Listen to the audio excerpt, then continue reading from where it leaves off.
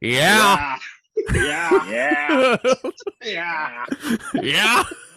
Yeah. It's only fitting that we start off this podcast with a bunch of LA Knight-isms, but Yeah. This is it. This is what you guys have been waiting for. The Mhm. WrestleMania 39 experience. Us three plus my girlfriend Brittany had an amazing time in Southern California. It's funny because when people were asking me, "Oh, you're leaving for a week? What are you doing?" I go, "I'm going to Inglewood," and they go, "Why the fuck are you going to Inglewood?" I'm like, okay, since you asked, I'm going to WrestleMania. So, what a vacation spot to pick. Fucking Inglewood, California. Right? Yeah. You know, like it was.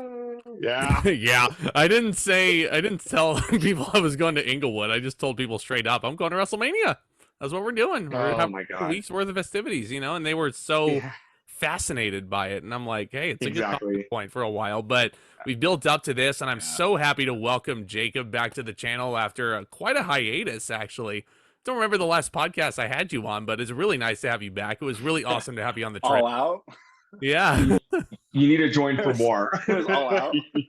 Oh, since All Out, yeah, that's Take right. that shit That's off. right. Yeah. Take that Oh, I shit remember off that. right now.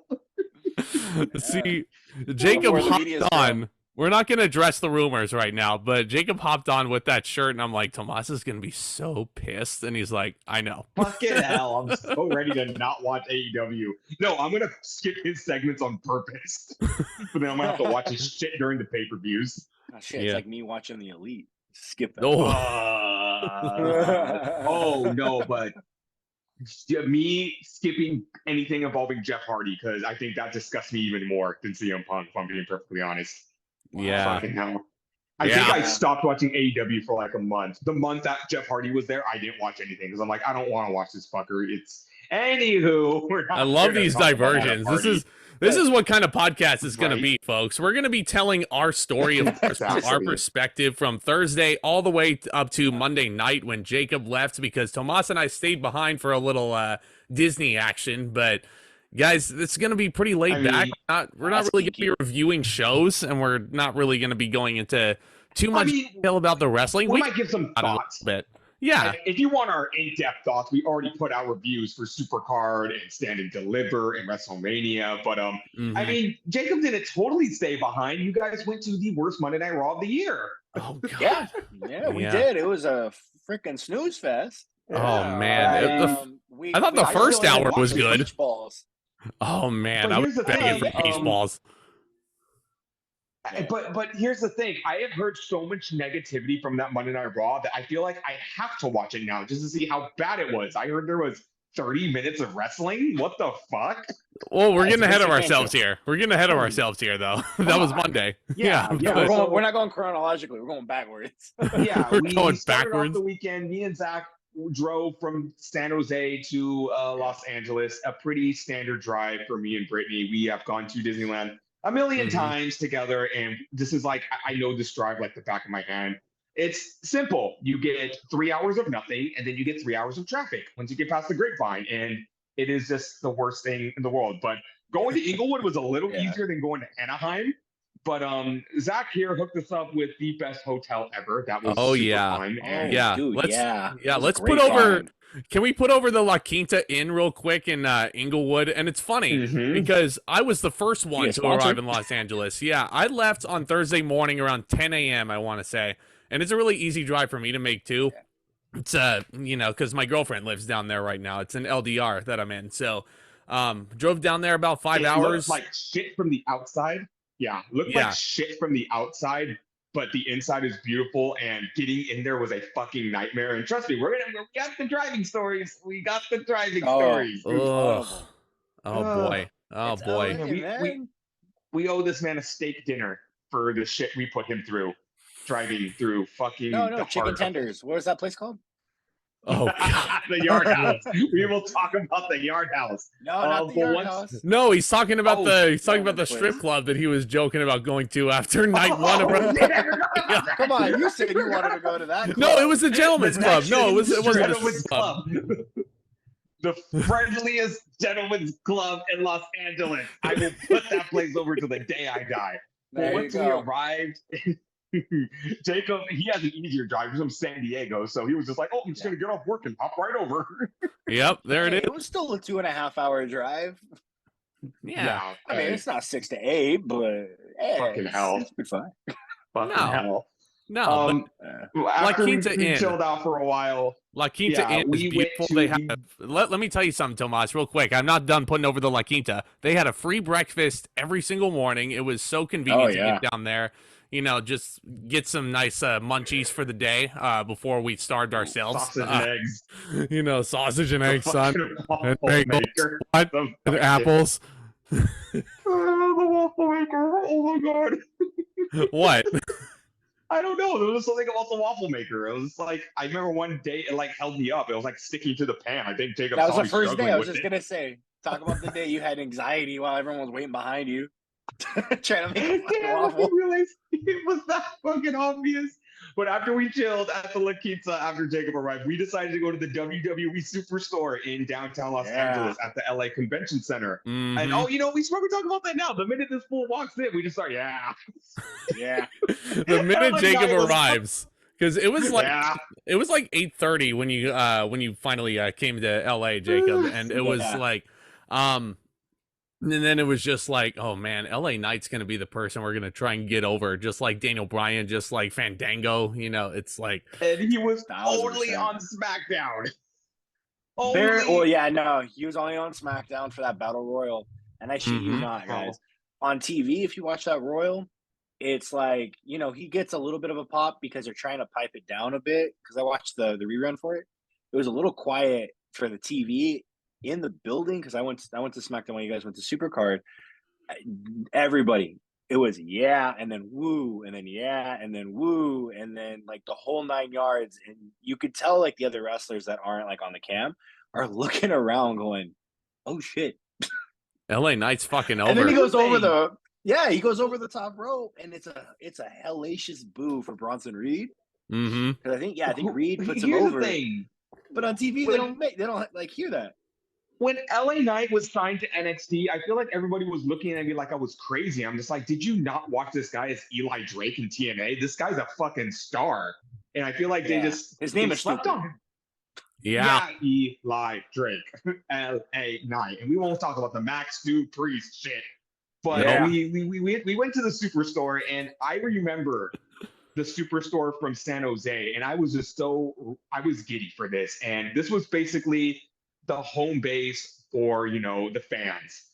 We get to downtown, and this was the easy drive part. So we won't talk too much about that, but we get to the garage and we have no fucking idea where we're going. We're just like all these signs saying, go this way, go that way, go this way. And we're just like, and honestly, the delusion was already kicking in. I was like, it's going to be one of those trips. It's gonna be one of those fucking trips. do We don't know what the fuck we're doing apologize. for- I do apologize. We're gonna die in a in parking advance. garage. I do apologize in advance for No. getting us lost initially, but then we were like, we see a bunch of people in wrestling shirts going towards the convention center, and I was like, let's follow that crowd. And then we see people walking back towards the parking lot, Yeah, and we and were I like, feel hey, like- it's the Superstore that way? You know? It was 3 or 4 people went up to us and said, "Where's the Superstore?" Like, yeah, it was not easy to find. But once we got in there, I get stopped by the bitchiest security guard in the world. So they have these doors Oh, that boy. are TSA open. agent.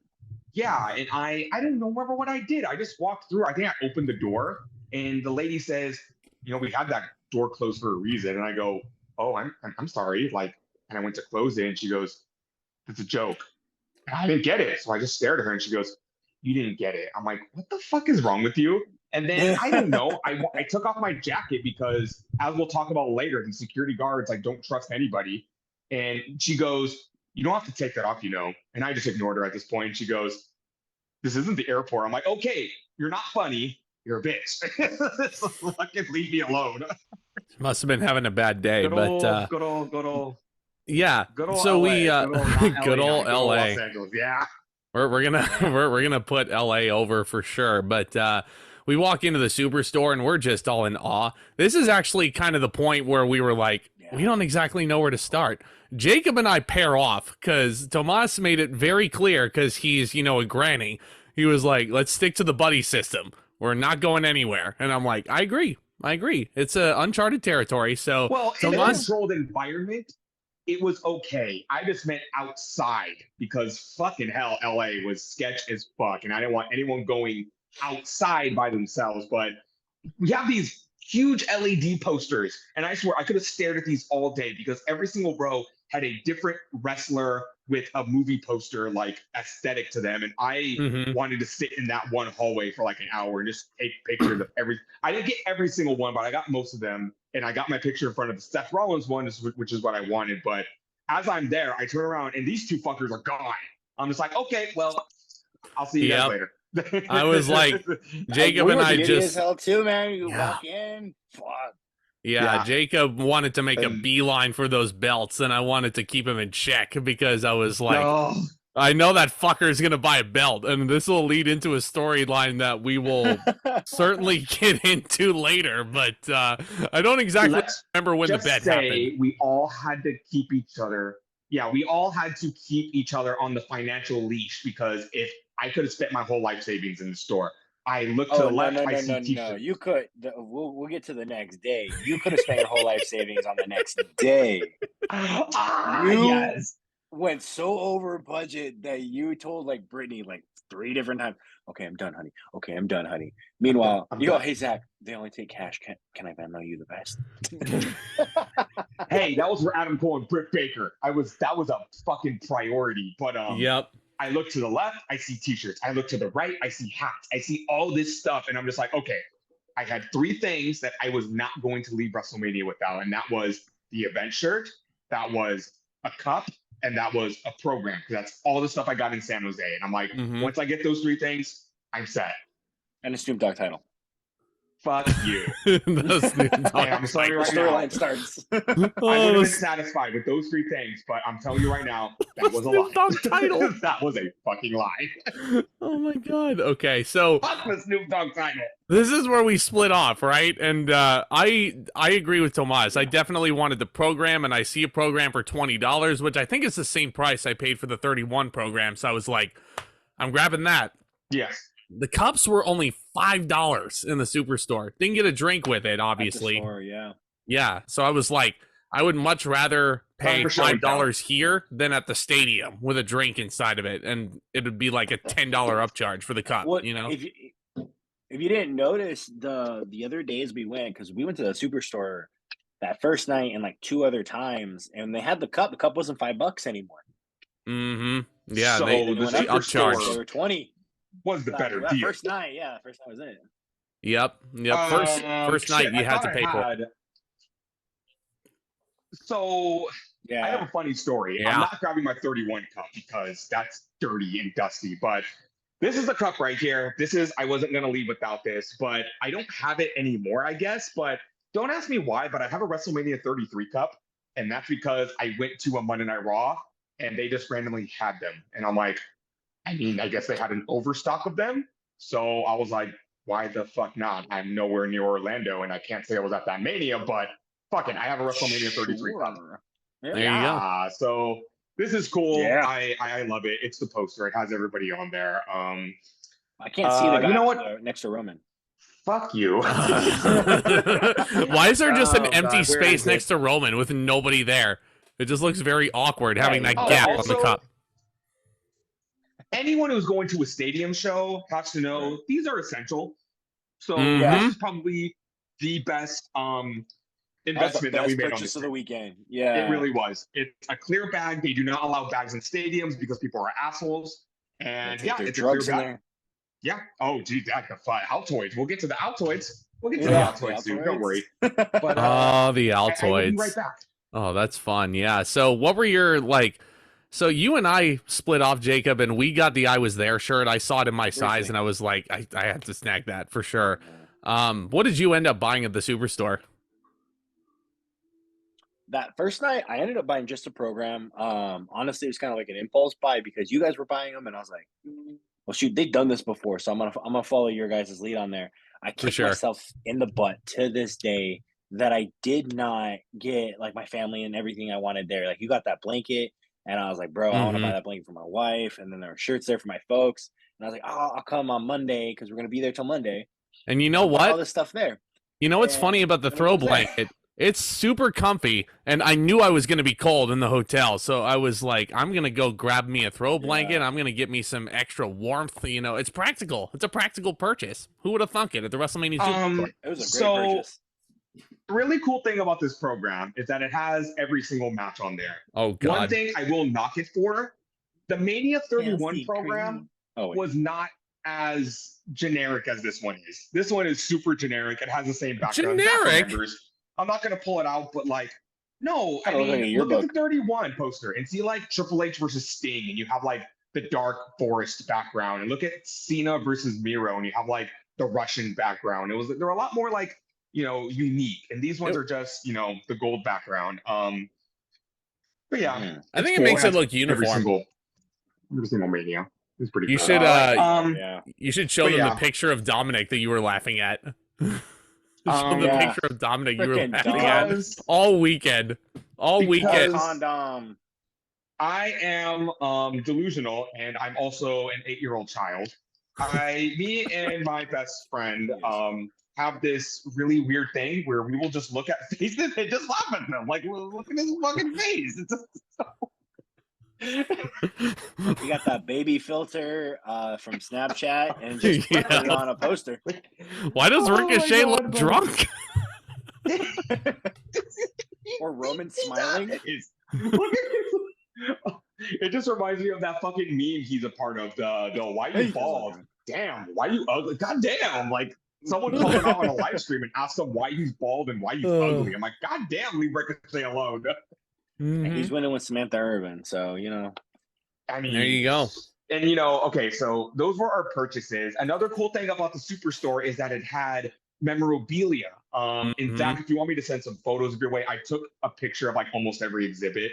And if you want to include it in the video while we're talking about this, they have so cool. Eddie Guerrero's boots and Eddie Guerrero's lowrider from WrestleMania 20. They have the mouse trap from last year's WrestleMania that Sami Zayn got trapped in, complete with the legs, a mannequin of what Zayn was wearing, the Sami forever.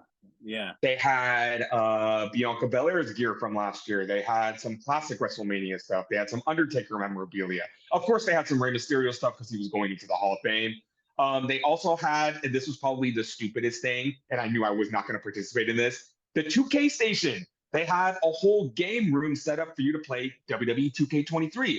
And the line was long because I'm sitting here thinking these guys probably get to sit there and play the game until their match is over. So you don't know, a match could go 5 minutes, or they could be having a 60-minute Iron Man match. So I'm like, you know what? I got a PS4. I will buy the game and play it in the comfort of my home without people breathing down my neck like, are you done yet? Are you done yet? Are you done yet? So yeah, that was there. Yeah. Did you buy the game? Not yet. Coward. I think we'll get to the cowardice of Tomas later on, but my personal favorite piece of memorabilia that I can't believe you glossed over, Tomas, was the WrestleMania Goes Hollywood sign. They actually had it up. Yeah, it was an old piece from the WrestleMania 21 entrance stage, which I thought was a really awesome touch and a nice piece of history. Jacob and I both took pictures where we were pointing at the sign and everything. There's this WrestleMania sign. You gotta point at it. You have to point. You have to point. Just point. Yeah. I'm pointing at a wall, but yeah. They also had some action figure setups. I'm not an action figure guy. Yeah, I'm not an action figure guy. Nothing against anybody that is. It's just that I don't have the room for them. I would spend a ton of money on them if I was, and also I'm a big fucking child. I wouldn't keep them in the boxes. I'd be playing with them. So most definitely. Yeah, I just see the figures and I'm just like, you know what? It's not an investment that I'm willing to put myself through. I know there's tons of people that like to figure collect and figure trade and make their own figures, and I'm just like, that's beyond my thing. Which is a good segue to the next thing. I'm also not a belt guy, and this place had a championship shop which had any WWE championship you could ever dream of. This was heaven for Jacob here. This was absolute heaven. Yeah, I think we saved that for last, didn't we? I'll let you talk about the belt stand, but man. Yeah, I mean, like, That we did save it because it was the longest line. Like you walk into the store and it's the first thing you see. You see the posters on the side, and after you get past that, it's like left, right, all the merch, but in front with the sparkly, $400, $500, $6,000 belts. We want to still talk has about to go that buy. now. And I actually, So I'll get into why that is later, but go ahead, Tomas. no, I was saying the next day I saw, because it's Mania weekend, a lot of people are posting pictures of their purchases, and we saw a guy that spent $12,000 at the superstore, but there was one item that made up half of that purchase. He did buy some like Triple H signed memorabilia, but the main thing is that they had a unique, one of a kind Snoop Dogg WrestleMania championship for $6,000. That has to be the most expensive belt I've ever seen in my life. More expensive than the Fiend belt, more expensive than the Eddie Guerrero Legacy title. $6,000 for the Snoop Dogg title. Easily. And I saw You some seen the people on deluxe social media, Yeah. that bought that shit. Shamelessly bought that shit. Nothing against you guys, but if I had $6,000 to spend, it ain't gonna be on no Snoop Dogg title. No, But I mean, like, no. 39 of them apparently made. Here we go. But then, hold on, listen to me. Listen to this. If you think about it, you got to use it for the weekend. If you're lucky enough to get some signatures on it, great. And then there are people now, Zach and I were talking before we started recording, there are people requesting $420,000 for this belt. And I'm like, yo, somebody tomorrow is going to make, because tomorrow's 420, is going to make a meme of this purchase and be like, fuck it, I'm going to do it. Of course. Why would they do? I'm going to find it on Twitter and send it to the group chat. Why would they spend close to $500,000 for the Snoop Dogg title? Because it's funny. It's a funny number. It's a funny, yeah. I mean, Elon Musk could buy it tomorrow. Who knows? He could. He's a funny guy. He could. The Rock could buy it tomorrow. Endeavor could buy it tomorrow. Endeavor could buy it tomorrow. Let me give you in depth to what kind of guy I am personally. I'm an instigator. So really, this guy right here is saying, I'm gonna buy a spinner title. I'm gonna buy a spinner title. I was like, buy it, you fucking coward. Buy the fucking spinner title. Buy the fucking John Cena spinner title. And I made a joke. And I said, I will buy the Snoop Dogg title if you buy the spinner championship. Yeah. And this fool makes a mad dash across the room and extends his hand out. Yeah. And I just look around and go, I'm not. Do it. He is just like, and me as a bystander just sitting there, I'm like, holy shit, what's going on here? Tomas is actually going to have to spend $6,000 on the Snoop Dogg title. Buying the Snoop Dogg championship.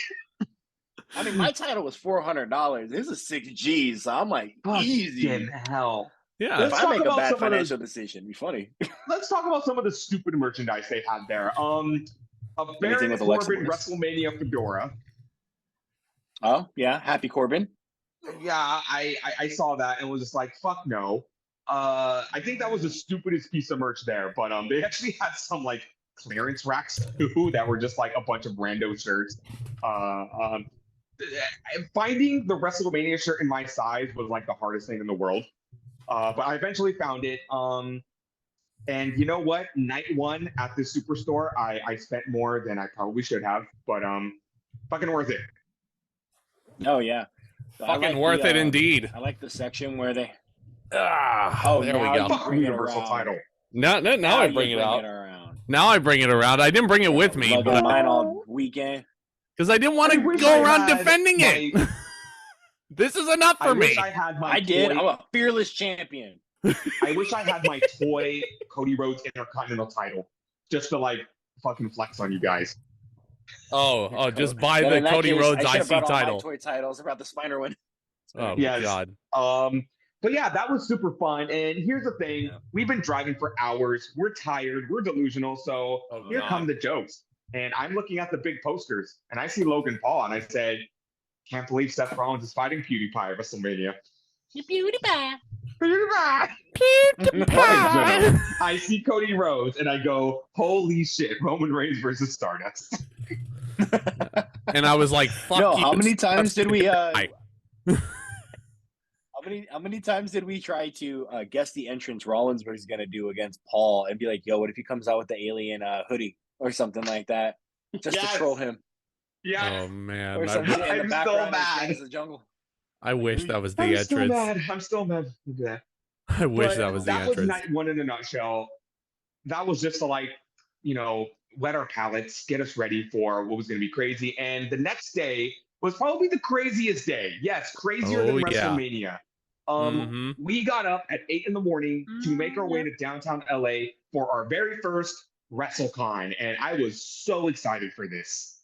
Oh yeah, WrestleCon I was had no something. idea what I was looking into this. Yeah, so I had seen a bunch of videos like on past Mania trips that people had gone on of people like lauding WrestleCon, unless you're in New Orleans. So, like, if you've ever been to WrestleCon in New Orleans, it's a fucking disaster. But WrestleCon this year was at the Millennium Biltmore. Well, because it was in a really small venue in New Orleans, and like it was all just freaking just smushed together. Like you couldn't tell whose table was what. Like, but the Millennium Biltmore, Millennium Biltmore was a beautiful venue. My girlfriend is very familiar with the Millennium Biltmore. She's had a few events there, like growing up, like through high school and everything. But it's I mean, it's no joke. There were literally like 4 different levels of different wrestlers you could meet, like geographically. First room, we walk in and we see freaking the Cat Miller walking around, and I'm like, holy fuck, this is real.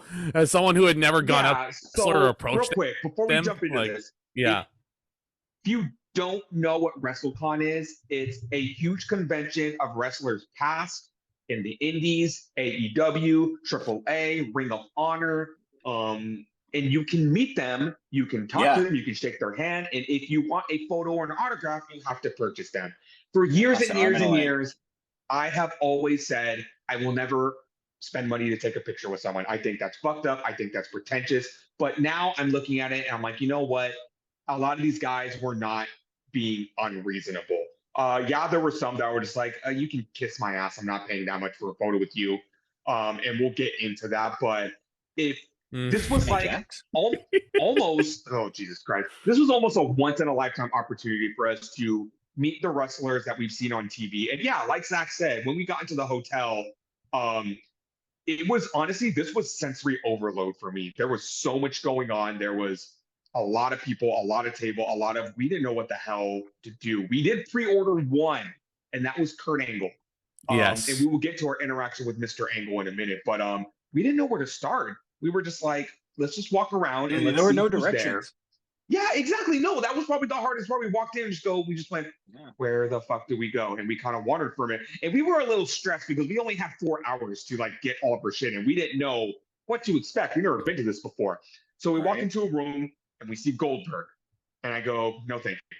Nothing against Goldberg. And we'll get to that in a minute. But I'm just like, no thanks. He was charging like $70 for a photo. And that was just like I'm good. There was a lot of these people. He was also like an hour and so away. Yeah. Like, there were 3 notes, and that was Goldberg, Ric Flair, and Mercedes Moné. Nia Jax. Goldberg. Out of those 3, I probably would have picked Goldberg. Just a little, but no, these were the big, huge lines. Goldberg, out of the 3, I would have picked Goldberg. He was just a little expensive. Ric Flair can suck my ass. Say that right now. Ric Flair can suck my ass. And he had like a fucking 2-hour-long no like photo autograph combos. It was like that is the line to Space Mountain. Okay. Oh, you put some respect on this line, mountain ride. I would much rather style and profile my way onto Space Mountain. Tomas didn't even go on Space Mountain with us, you coward. You didn't even do that. Hey, we're not talking about that. We're not talking about that. But I know. Also, Mercedes Moné, I didn't even see her, but I heard she's just horrible. Well, because here's the thing, Tomas. There were some people who were only there on certain days. One of the people that I really wanted to meet was Bryan Danielson. And Jacob convinced me to go to NXT. And Johnny Gargano showed up on NXT, and I was like, I'm in. You know? He delivered. He stood and he delivered. But I told Tomas. Yeah, so we kind of moseyed around. But before we start, I told him my one get. I told him I was not leaving that convention without meeting Kurt Angle. I told him that was my absolute I was laying down the law. I put my foot down because Kurt is one of my favorite wrestlers of all time. And we go ahead. Pre-ordered that shit, so that was going to happen. And we were kind of like, what do we do? Do we go meet Angle? He's only here from 10 to 2. Do we just kind of wander around? So we kind of just started going into rooms, and we see the first room. And I'm walking around. I'm like, okay, I see some people, but then we see John Morrison. And that's when we realize a lot of these people don't have long lines. No. So we kind of see Morrison just chilling there with Taya Valkyrie. And we're just like, only $30 for a photo with Morrison? Fuck it, I'm in. And I will say, my first interaction didn't go that great. Morrison was a little awkward. And I kind of like got myself in the mindset of, okay, if you're going to meet these guys, you need to know what you're going to say to them in advance. And Morrison, I'm sorry, I really had nothing for him. So I kind of just shot the shit with him for a minute, shook his hand and said, hey, so do you wrestle this weekend? And he goes, yeah. And I go, did you win? And he goes, yeah. Wait, yes, no. He wrestled 3 times. And he was wearing his sunglasses, so I had no sense of expression. And I go, oh, cool. Can I get a picture with you? And he goes, yeah, sure. And this is when I realized, I said, hey, if I pay for this photo, can both me and my girlfriend be in it? And he goes, yeah, sure, of course. And I'm like, oh, shit. And I turned to her and I said, we can split a lot of these. And that's when the gears started going in my head. I'm like, oh, shit, this just changed the game. So we met Morrison. He was pretty cool. Not my favorite interaction, but he was cool. I think my interaction with Morrison, and I was kind of shaking because I was like, oh man, I haven't approached a wrestler like this. And Morrison, I think, was a great first choice, mainly because I had a lot that I could talk with Morrison about. I took a picture with him, and I had him sign my encyclopedia right there. Next to Johnny Wrestling. Next to Johnny Ace is who he was next to, unfortunately. Ace, but I know. But Morrison, I go up to him and I was like, I'm a big fan. I'm so like, I didn't tell him this, but I'm a huge fan of his. And I'm so sad that the WWE never pulled the trigger on him and put a world title on him.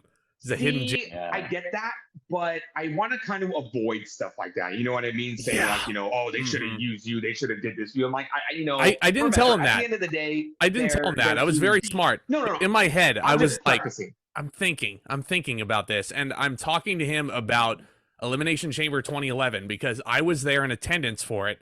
This is the infamous spot when John Morrison crawled up the Elimination Chamber like a spider monkey, landed on top of Sheamus in a big plancha, and I was like, that just blew me away, man. And he was like, yeah, that was a fun night. And Sheamus was the perfect person to land on. He was like this big, gigantic crash pad. And I'm like, damn. I'm like, that's a great line there. What was the highlight of your interaction with him? I know you're dying to talk about this. I talked to him about his stint on Survivor, and I'm sure nobody went up and talked to him about that. And it was I hope to see you on Survivor again, man.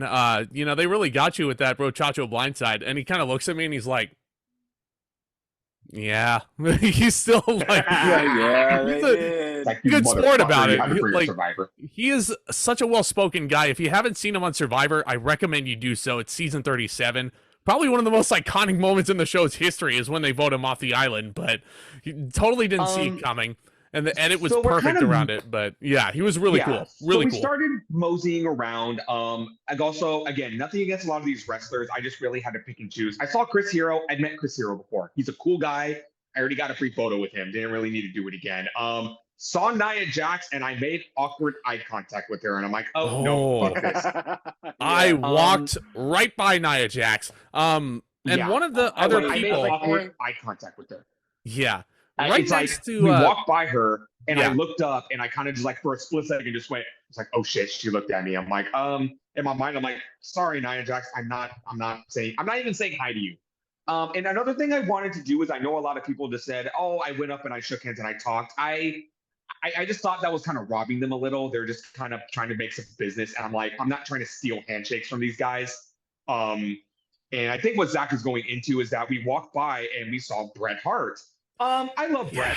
He's one of the greatest wrestlers of all time. His line was a little long, and you know what? I'm okay. Brett is one of those names I'd like to get one of these days, but I was like, if it's not today, if we go to Mania again, he's bound to be a WrestleCon again, surely. So, Yeah. but yeah. We saw Julia Hart, we saw Matt Hardy, we saw Wardlow, we saw some other people, but then in the corner, I just see JTG just standing there chilling. Nobody's talking to him. He's kind of just looking at his phone. And JTG has always been a super underrated worker, in my opinion. A guy I feel like, again, WWE could have used a lot more. And honestly, I wanted to go up to people that looked approachable, and he looked really approachable. So I went up to him. I shook his hand. He was super friendly. Asked him if he was wrestling that weekend. He's still in the game, which is awesome. And I told him that, and this is true, this is for sure, that word up with, I wanted to mention Shad. I wanted to give a huge shout out to Shad. And I said, word up, the word of the day with you and Shad. I used to religiously watch that on WWE.com, and you guys made me laugh so much. And he chuckled and he goes, man, I almost forgot that was a thing. So I was like, that was a cool interaction. Got a photo with him, only 15 bucks. So there was a lot of wrestlers that I feel like, why aren't you going up to these guys? Like they're hidden gems. And I feel like JTG was a hidden gem. So it was also, Zack, if you want to steal the photos from my Facebook, and just throw them up on this video, please do. Yeah. I'm gonna throw photos of our meet and greets on the stream here. Jacob definitely met some people, and we'll get to that when we get to the next room. But I was tempted to meet JTG. I had my encyclopedia ready, but at the same time, I was like, I don't know what I'm gonna talk to him about. I don't remember. Like I thought Crime Time was a fun team and everything like that, but I wasn't like avidly into them when I was a little kid. Like, I think if another chance. And I just wanted, I saw him. I saw him, and the first thing I thought was, I need to shout out Shad. Like, if anyone is as devastated, it's him. That was his tag team partner. So it was cool to interact with JTG. And and that's when we started wandering a little. And then that's when we start seeing the signs, the directions, the funniest one, more wrestlers. I'm like, okay, well, sign says more wrestlers. Let's go upstairs. There's more wrestlers. Downstairs, rather. So we take an escalator that's we take the escalator, and there's an escalator that works here. So there's another big gigantic room, and there's a long line as soon as we enter this next room, and we hear it's for Mark Briscoe.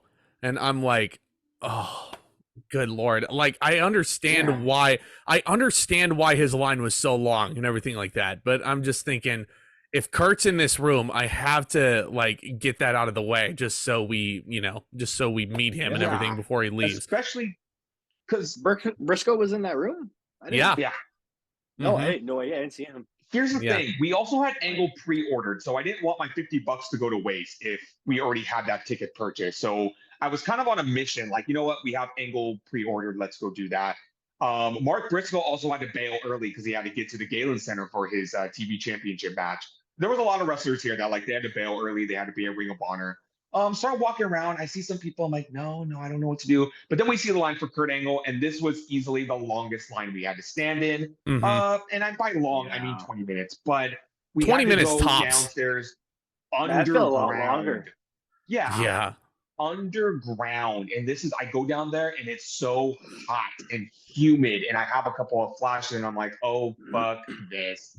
Let's just get this one over with, because this was probably the most brutal line we had to stand in. Yeah. That, I think it's also because of where WrestleCon situated Kurt. Like, it was like they kind of figured he would have a long line. Why not put him like on the adjacent side of Bret Hart in that first room? Because Bret Hart had a bit of a line, and as far as I'm aware, nobody had to wait underground to meet Bret Hart. So I don't know if that's like weird planning on their part, but yeah. Probably had the worst placement. We did meet a fan. I forgot what his name was, but Brandon was his name. Shout out to Brandon. He had a hardcore title belt that people were signing. He had already met Trish Stratus that day. He was talking about that interaction and how nice she was. We did not meet Trish, but there's a few people in that room that we definitely approached. So oh no, Jacob met Melina, and we will get to Melina in a second. But as we're waiting for Angle and we finally make it above ground, I'm kind of just, my eyes are wandering because, there's a lot going on here. And I look to the side and I see D'Lo Brown. And D'Lo Brown has no line.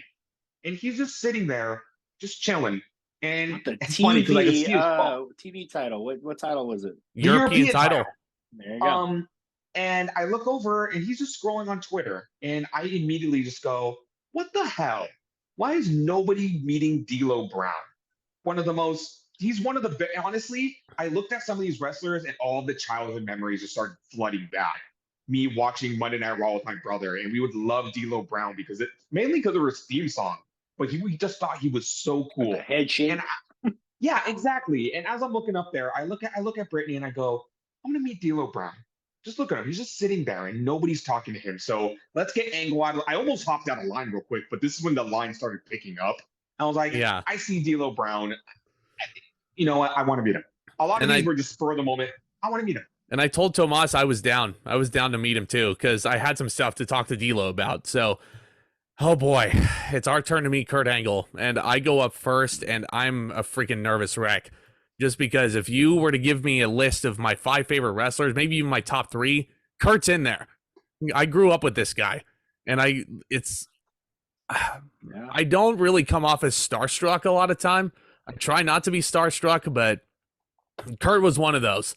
And I go up to him, I shake his hand, and he's like, "How you doing?" I'm like, "Fuck, he's talking to me. What the hell? What the hell is going on?" You know?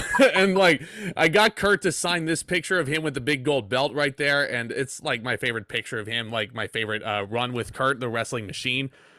I really did not know what to say to him. My tongue was all tied and everything. I was like, "Oh my God, I'm just nervous." And I just basically, I don't want to say it was coming off like a mark, but I don't know. I kind of spilled my Definitely could have been. It's okay. Yeah, I spilled my guts to him. This was the trip to mark out. Yeah, no, I was a big fan of him. And Kurt looks me in the eye and he's like, "Hey, thank you so much for coming out here. I really appreciate it." And I'm like, "You're the man, dude. You're the man." Is also when I start getting tongue tied because I knew what I was gonna say to Angle, but I literally vomited it out. I sit next to him and I go, "You know, Angle, of all the amazing things I've seen you do in your career, and I go, the greatest thing I've ever seen you do is cut your pasta with scissors." And he thought that was hilarious. So that was really cool to meet Kurt Angle. Yeah. And Kurt, Kurt was not taking pictures standing up because I believe he just had back surgery recently. So I hope he heals up soon. And I posted the picture and I was showing my parents and all that. "Look who I just met." And I posted it on Instagram. Kurt Angle actually likes our pictures.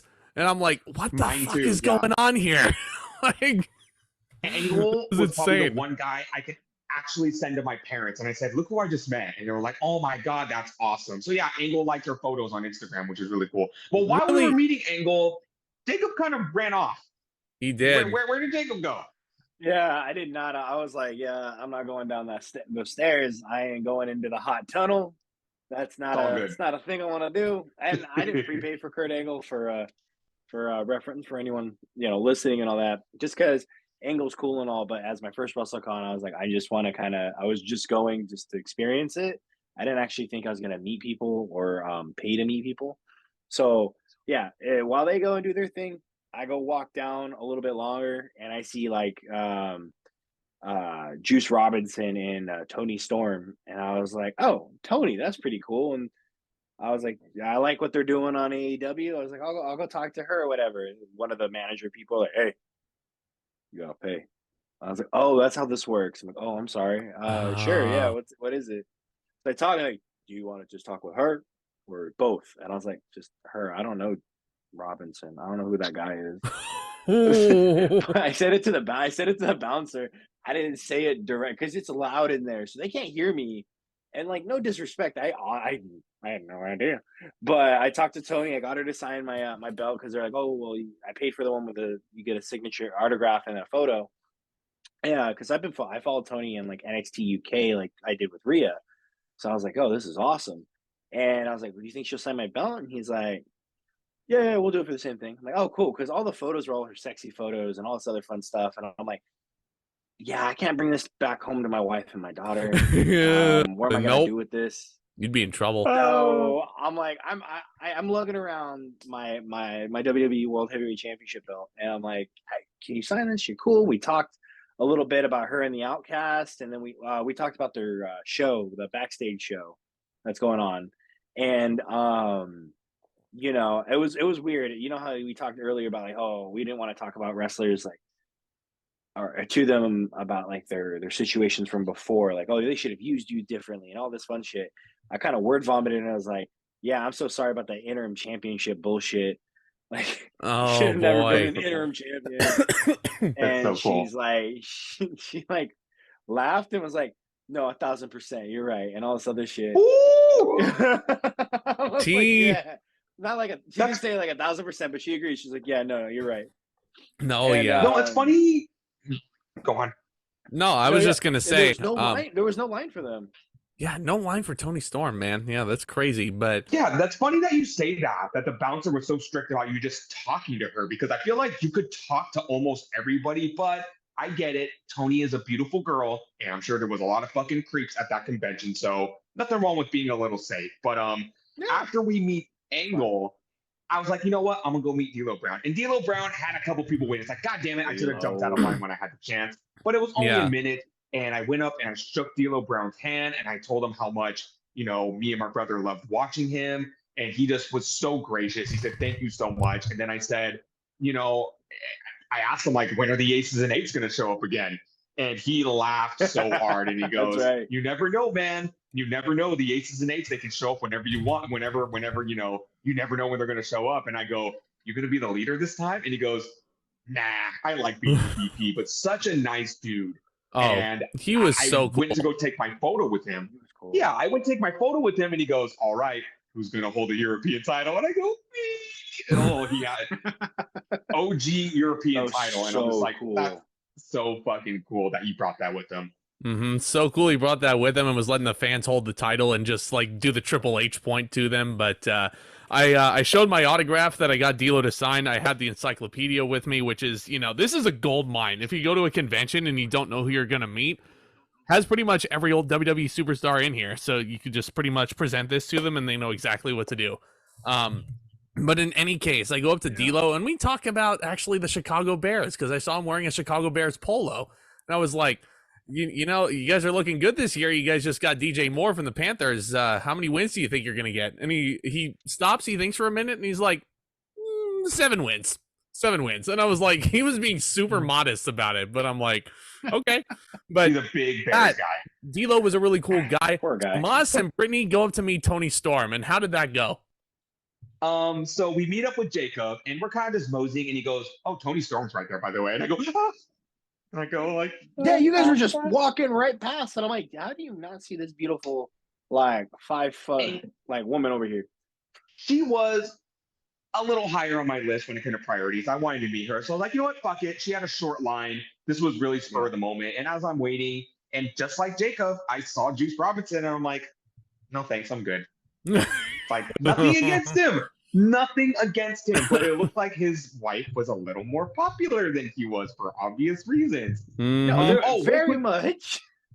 Before we get to Tony time, this is when, honestly, my biggest anxiety dream came true. I told D'Lo Brown, "Hey, I'm gonna get a photo with you. Let me just scan your cash app." But that's when the internet starts crapping out on me, and I go, "Oh no, here we fucking go." He's in the corner. He was in a dead space. And that's when I realized there's a million people going on here. The guy who was doing the Morrison thing said the same thing. I'm like, "Hey, your card declined." It didn't decline. It's just there's so much activity going on here. Like it's fucking up with their system. So just try it again. And that's when this was the worst case event. I go, "Oh no, oh no." And his assistant was telling me, "Oh, can you try this, try this, try this?" And I go like, "It's not working for me." And she goes, "Oh, that sucks." I'm like, "Don't say that sucks. I'm getting my photo with D'Lo Brown, damn it." But yeah. I'm trying, and then finally I hook up to like this shitty guest Wi-Fi, and it finally works. And I was like, "Oh, thank God!" I was like, "Damn it, is this gonna go south for me?"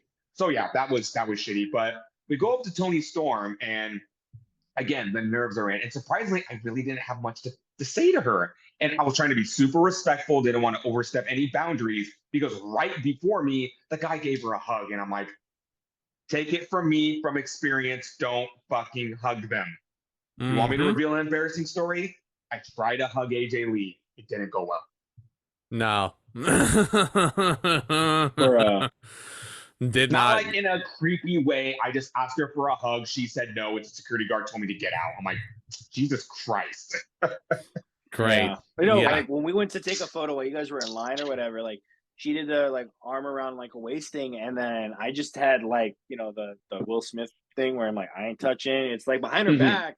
My That's hands how are I like was with this, somebody and later. lo and behold, she's you know, married to Juice Robinson, and I'm like, yo, her husband's right there, and he's like, tall. I'm good. like she's one that I think she would have been okay with it, but I didn't want to chance it. I wasn't gonna hug anyone. I was gonna stick to handshakes. And this one I was like, okay, just be cool, be cool. And I was kind of standing there. I paid for my thing, and I was kind of standing there, and she looks at me, and she can tell that I'm nervous. So she eased the tension a little, and she goes, "Step into my office." And I'm like, "Oh my god, you're a dork."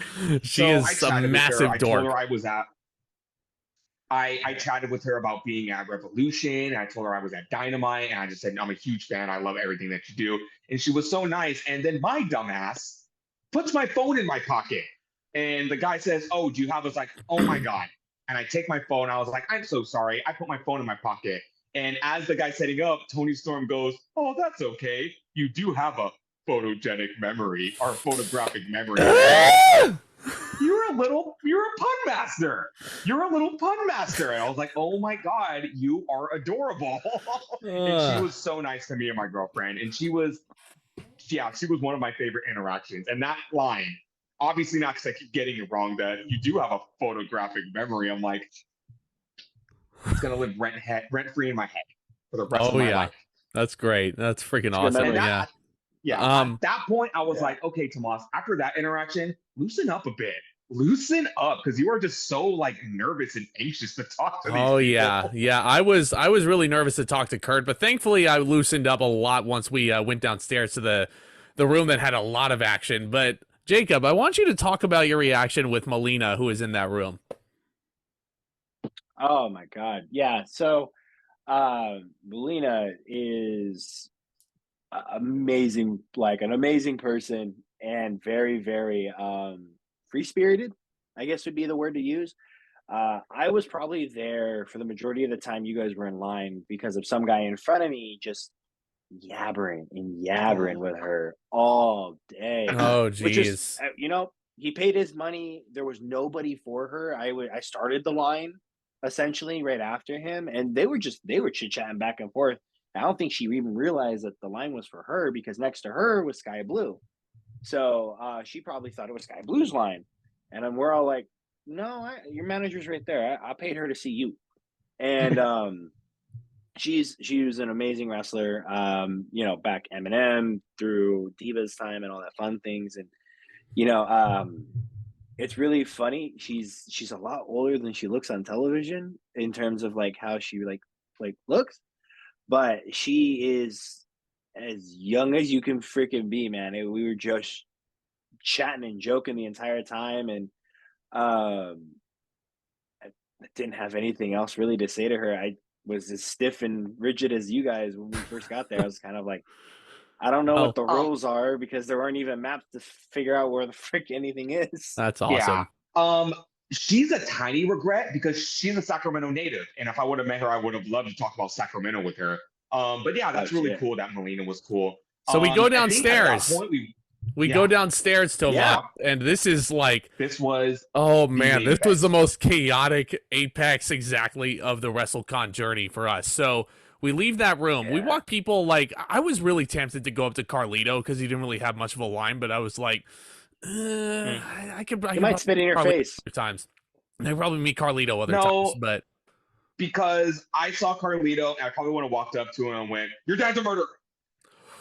I mean, he conspired to murder, but that's not one of those types of podcasts. So we'll catch you up. Exactly. Anyway, that was a very, very, very that's not an unsolved murder podcast. Yeah. So we go downstairs.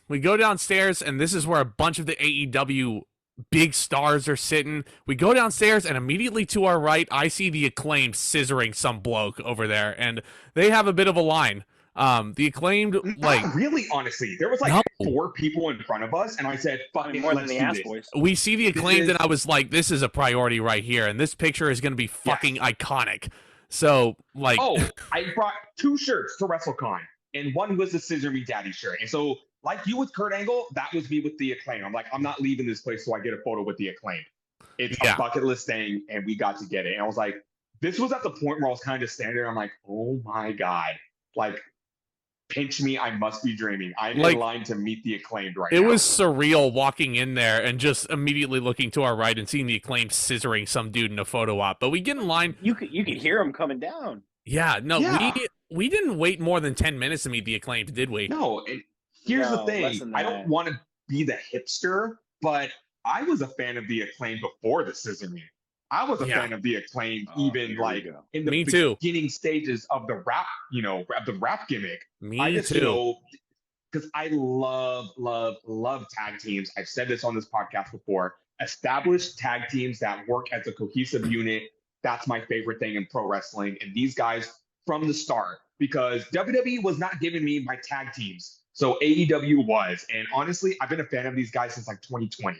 When they got their first tag team title shot against the Young Bucks, back when they were heels. So this was a dream come true. And this is when the sensory overload started taking over a little, because there were other people around us. But I was like, I'm staying in this line. We have more than enough time to get to other people. But this is a very important part of the WrestleCon journey. So we're waiting in line to meet the Acclaimed. Next to them, of course, is Daddy Ass. Didn't really have much of a line. He was interacting with people. But next to poor Daddy Ass was the Ass Boys. And this is this is the freaking inside joke of the weekend and what spurred it. So the Ass Boys have no line. And at the time, they're the tag team champions. And they're just like, they're begging us to come and meet them at this point. And like, Tomas and I start chanting Ass Boys at them while we're waiting in line to meet the Acclaimed. Well, no, here's the thing. And we have videographic proof of this. Ass boys, ass boys. Oh! Oh! We'll take the belts off you again. Oh! Ass boys, ass boys, ass boys, ass boys, ass boys, ass boys. You know what? The Guns, they look like cool people in real life. They're passionate about this business. They seem super nice because they were super interactive with all the people, because it's super creepy too. It's super creepy too because the taller one, Austin, I believe, right? Austin's the taller one. Looks exactly like my cousin. Like, I was looking at him and I was like, oh my God, Red, I didn't know you were here. So we're a tag team champion. Yep. The Acclaimed are just, doing an interaction with the fan, and then one of the Ass Boys throws something at them. I think it was like a crumpled up piece of paper. Yeah. And they immediately start jaw-jacking with the Acclaimed, and they say, oh, we'll take those belts off of you again. And we're, and then I pull out my phone and I start recording because, like Zack said, we started chanting Ass Boys at them. And they were so offended by this. They were looking around us like, what are you saying? And Colton comes up to us and he says, hey, all of you that are taking video, where's the money? Where's the money? You can't take those videos for free. They weren't being serious, but I loved how playful they were. Oh, it was so fun to interact with them, like, the whole time. And it continues after we meet the Acclaimed. So we finally, it's our turn. I think I'm like front of the line to meet the Acclaimed when all this nonsense is going on. And I don't have anything for the Acclaimed to sign.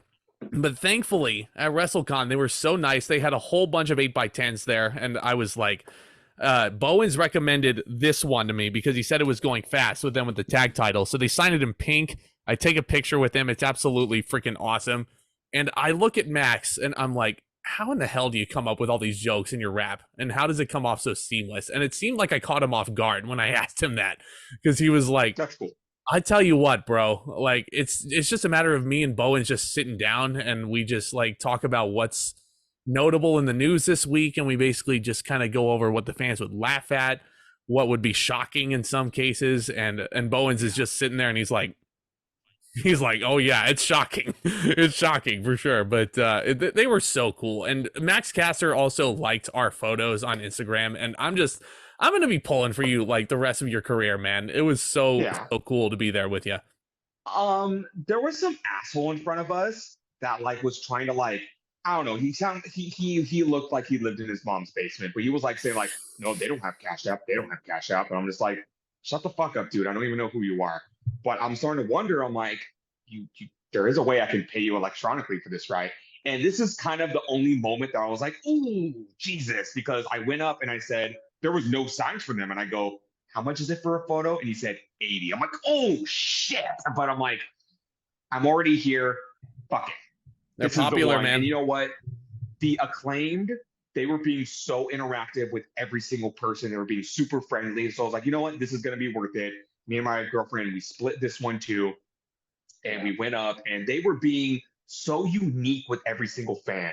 And I could tell with all of their scissoring. And I told Bowens and Caster that I took my friend who's never been to a wrestling show, period, to AEW Dynamite in Sacramento. And I was explaining to her the scissoring thing. And she was so like, is everyone going to be doing this? And I said, yeah, everyone's going to be doing it. And it got awkward in the car. And I go, we're just going to do this. We're not actually going to scissor people. And they thought that was so funny. And they were just like, yeah, we just want everyone to have a good time. And Zack will throw the photo up, but it's so cool because I'm with Brittany. I'm scissoring Caster. I'm like this scissoring her, and she's scissoring Bowens. And then I just hear Bowens and Caster go, oh, we're going to connect it at the top right. And I'm like, oh, that was so. You guys got the most epic photo of the weekend with that. We did. Man. Hands down. That was an awesome picture. And then right after that, I immediately text my friend that I took to the show and I showed her the photo and she loved it so much. Yes. So we meet the Acclaimed. It's a freaking great experience. And now we're just starting to kind of look around and see who else is there. Didn't even notice that Jake the Snake Roberts was behind us when we met the Acclaimed. And I was like, that would have been a cool get. But then again, at the same time, with who we got, I was like, I was satisfied with this. So we circle around. It's a little bit of a lap. Tomas sees Powerhouse Hobbs, and I don't know if you want to talk about that interaction now, or if you want to save it. That's near the end, so I'll save that one. But this is when I took a little bathroom break, and I had to change shirts because this was another one I was really scared was going to be a long line because Jon Moxley was there, and his line was through the whole hallway, and I'm like, fuck. I go up hours late. Thankfully, the fans were really nice to us who were waiting in line. And I was like, hey, whose line is this for? And they were like, oh, this is Moxley's line. And I'm like, Moxley would have been another nice get. But then again, I was like, I don't know if I want to wait in this long line when I have like all these other people, like all due respect, obviously. I love Mox, but there's so many other people. This coward. This coward should have met Trish Stratus and Lita. Who, Jacob? Jacob. Oh, okay. You're pointing at my screen. You're pointing at him. That's Zack. Oh shit. Well, they have a long ass line. This coward should have met Trish Stratus and Lita. Their line ended up. So by the time we walked around and we see, freaking Britt and Cole and Mox and all of them over there. And FTR was over there too. Oh yeah. Yeah, FTR was over there too. Holy shit, I forgot about FTR.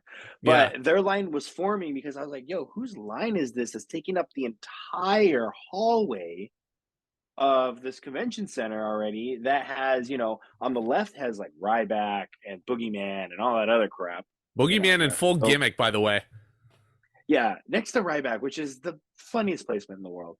And then you have all the AEW stars, Cole, Jungle Boy, whatever the girl, Anna Jay, them.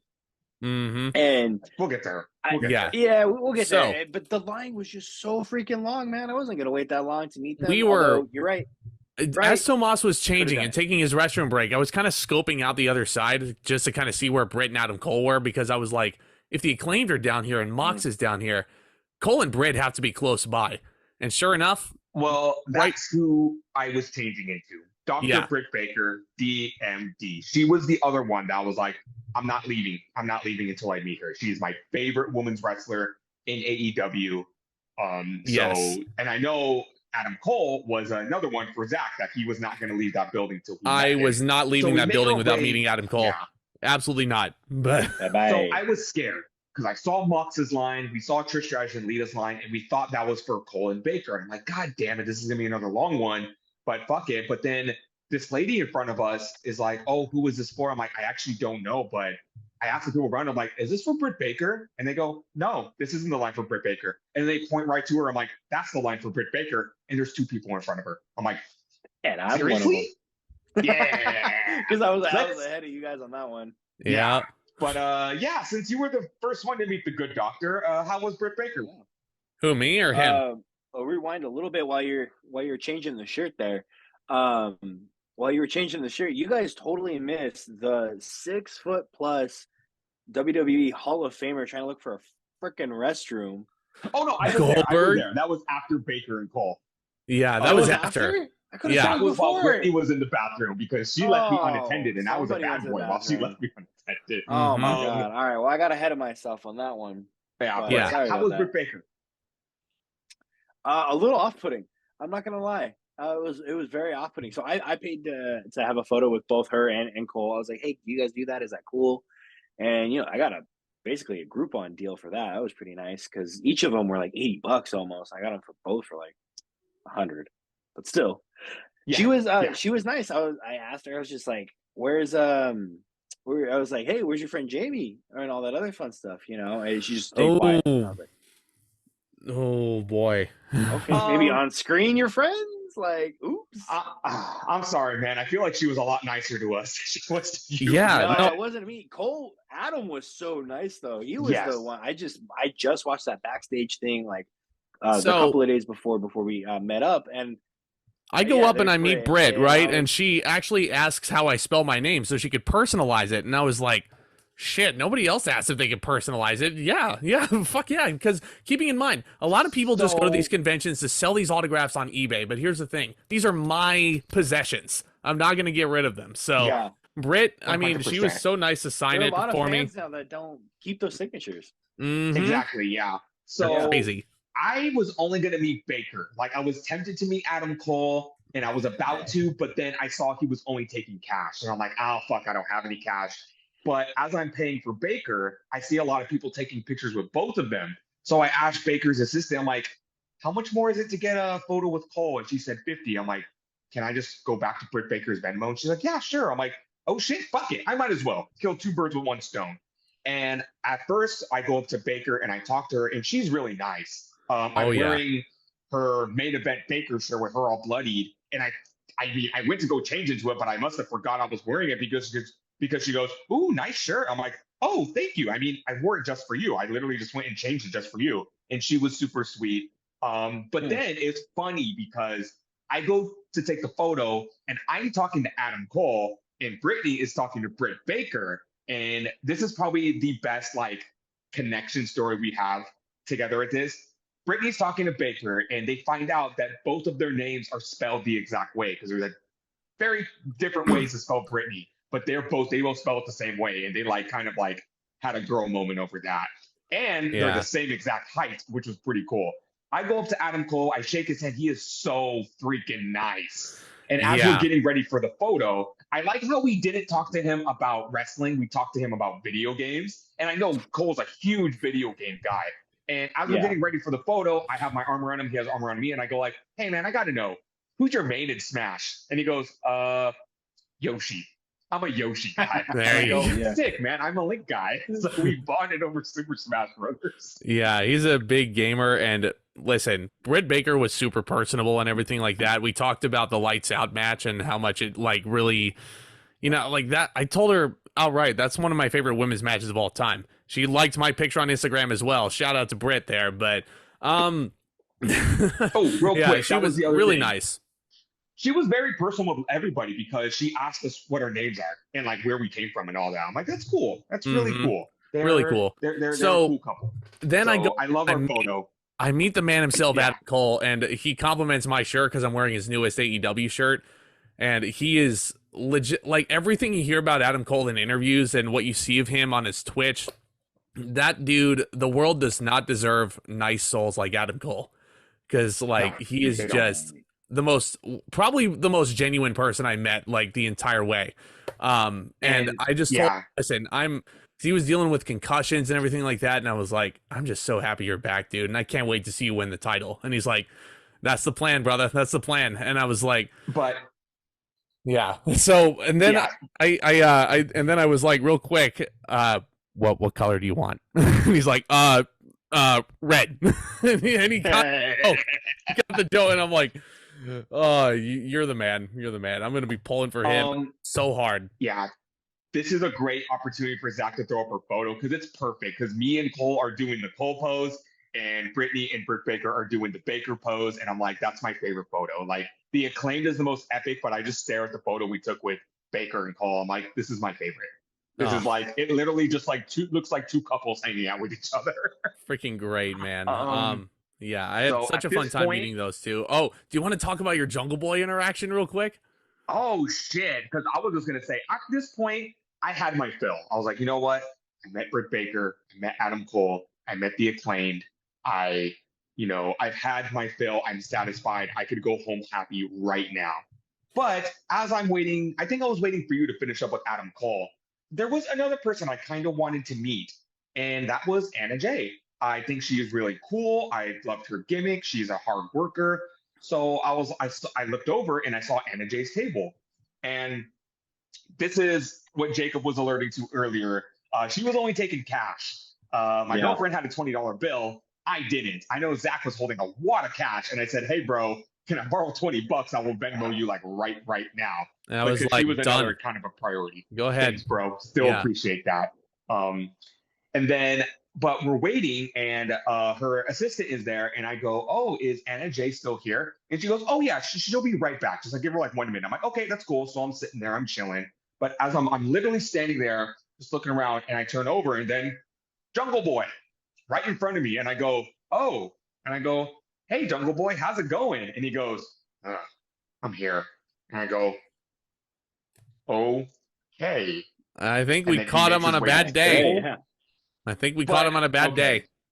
This is probably the only rant I'm going to get into. And Jungle Boy makes his way to his seat, and he just looks so grouchy. And in my mind, I go, well, I'm not paying you for a photo. Nope. Here's my thing. Here's my rant. It's okay to have bad days. We all have bad days. There are people here paying to take a photo with you. Yeah. End of story. End of Yeah. story. That's it. Yeah. And that's it. So, Yeah. So we met Anna Jay. She is another sweetheart. Shook hands with her, talked to her for a bit. Told her I loved the choking out gimmick she's doing on AEW right now, where she'll just randomly put people backstage in chokeholds. And she told me that was Jericho's idea. Yeah. there you go. What? You're gonna choke me out? Oh, I'm gonna choke you out. Yeah. I told her that was great. She goes, oh yeah, well, Chris Jericho told me to do it, so I did it. So that's cool to know that that was Jericho's idea. And yeah, she was really nice. She was really cool. At that point, I'm like, you know what? I've had my fill. I'm good. Stop us. We start walking, and I see Devon Dudley, and I go, oh, We're one of walking. my favorite tag teams of all time. I felt the same way. No. Keep We going. were walking, Yeah. and I see X-Pac there. And X-Pac just seems like such a nice guy, but I'm like, I've already spent so much money. But then again, it's like, freaking X-Pac, you know? like, I I- started mine was- putting my Mine was Put Mickey down. James. Oh, Mickey James, yep. Mickey James was there That with was Nick another one. Aldis right next to her. Knockouts world title. Mm-hmm. Ooh. Yep. Right I'm before okay. she relinquished I it. just wanted So, Mickey James. And she looked really nice too. She was like Mhm. chatting, with people. She had the Impact Knockouts title. But these guys know. Like there were several times as we were walking that I just kind of froze there and I just stared for a second. Because in my mind, I'm like, do I go? Do I go? Do I go? Do I go? I'm like, no. I do regret Devon. I should have stopped to meet Devon. I should have. Like that was probably the number one. Fuck, I should have did it. Yeah. Not without Bubba. I get it. That's probably what it talked me out of it too. But we're all done. But Zack, for some reason, wants to meet Matt Hardy. I don't, So, yeah. We don't meet Matt Hardy. I Yeah. get it. He wanted to meet Matt Hardy. I did. We go back upstairs just to see if there's any last minute people like a Rikishi or a Godfather that we decided to meet. I went up to Matt Hardy just because he's one half of one of my favorite tag teams of all time. Did not bring up Jeff at all when I interacted with him. I told him I go up to him and he's actually he wasn't the guy I was expecting. He asked me where I was from and everything like that, and I'm like, oh, I came here from San Jose, and he's like, what's the arena called up there nowadays? And I'm like, I think it's still the SAP Center because it's been through so many other names. And he's like, oh yeah, I've been there many times. I told him I was there for the tag team match that he was in against Sheamus and Cesaro. He was like, oh yeah, that was the one where Sheamus kicked Jeff's tooth out of his head, huh? And I'm like, yeah, that's the one. A lot of bad luck with that. Then I ask him, hey, you still drinking orange juice these days? And he's like, with pulp. He knew what I was talking about, but Yeah. And that's a piggyback off. The reason why I didn't meet Matt Hardy is because I met him twice. And I asked him that question originally. So that's what's piggybacking off of that. But while Zack is meeting Matt Hardy, I am just, again, eyes are wandering. And I look over and I see two people that I did not think were going to be there that day. But I literally, just like SpongeBob and Patrick in that one episode with Man Ray, I go, the Motor City Machine Guns, my favorite tag team in Impact Wrestling. And I already have cut myself off, but I look at my girlfriend, I go, the Motor City Machine Guns. And she looks at me and she goes, do you want to meet them? And I go, yeah, but I shouldn't. And she goes, I'll buy this one for you. I go, you don't have to do that. And she goes, no, I want to buy this one for you. So thank you, Brittany, for my meeting with the Motor City Machine Guns. Yeah, so cool, I paid her back. She went to a guitar store and I bought her some stuff there. But yeah, but I go up to the Guns and they're cool. They're really cool. Sabin and Shelly are super cool. But I didn't want to be rude. I didn't want to be that guy saying, hey, but they were kind of just on their phones, no line, and just on their phones. So like, you know what? I'm going to be patient. I'll wait. And they kind of look up and they go, oh, shoot, man, I'm so sorry. We didn't mean to do it. It's like, no, dude, that's awesome. Like, I have a little more of a, I have more memories with Sabin than I do Shelly.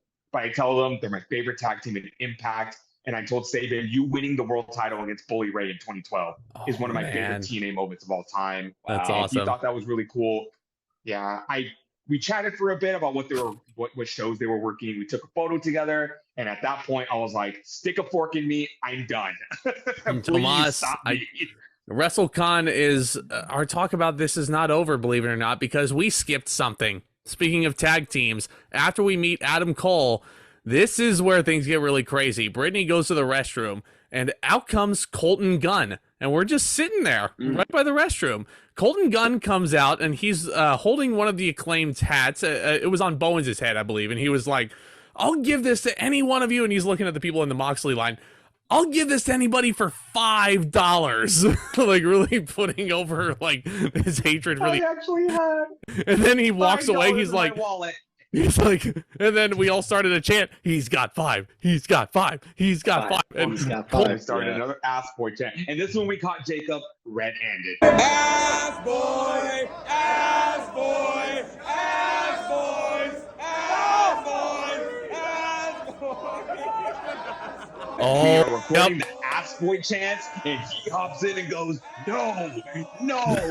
Why are you defending the ass boy? I said it then, I'll say it again. I was marking or pretending to mark for them so I could get the hat for free. This is a businessman. This is a great businessman here. I wanted explain a hat for free.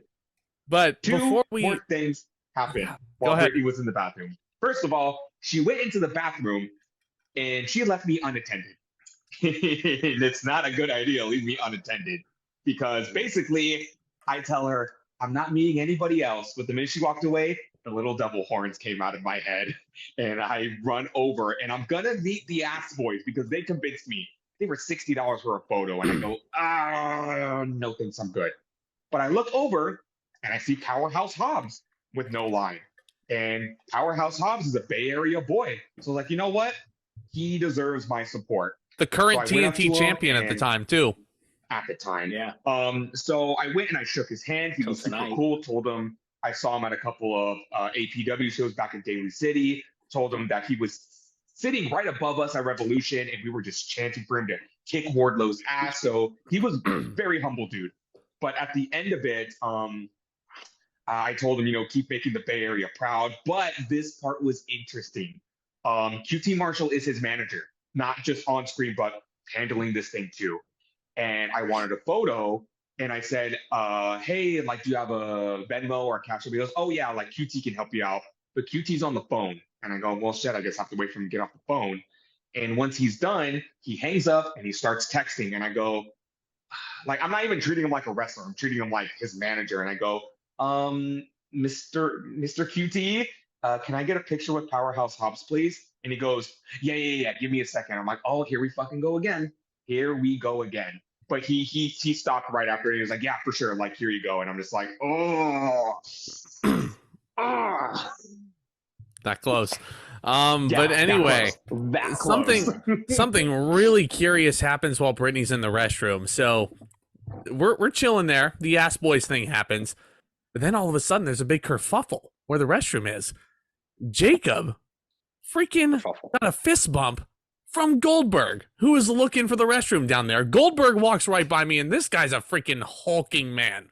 And I'm like, TV does not do this guy justice. He's a freaking mammoth, you know? Yeah. But yeah, and Goldberg, Goldberg was like walking down the hallway like he was making an entrance.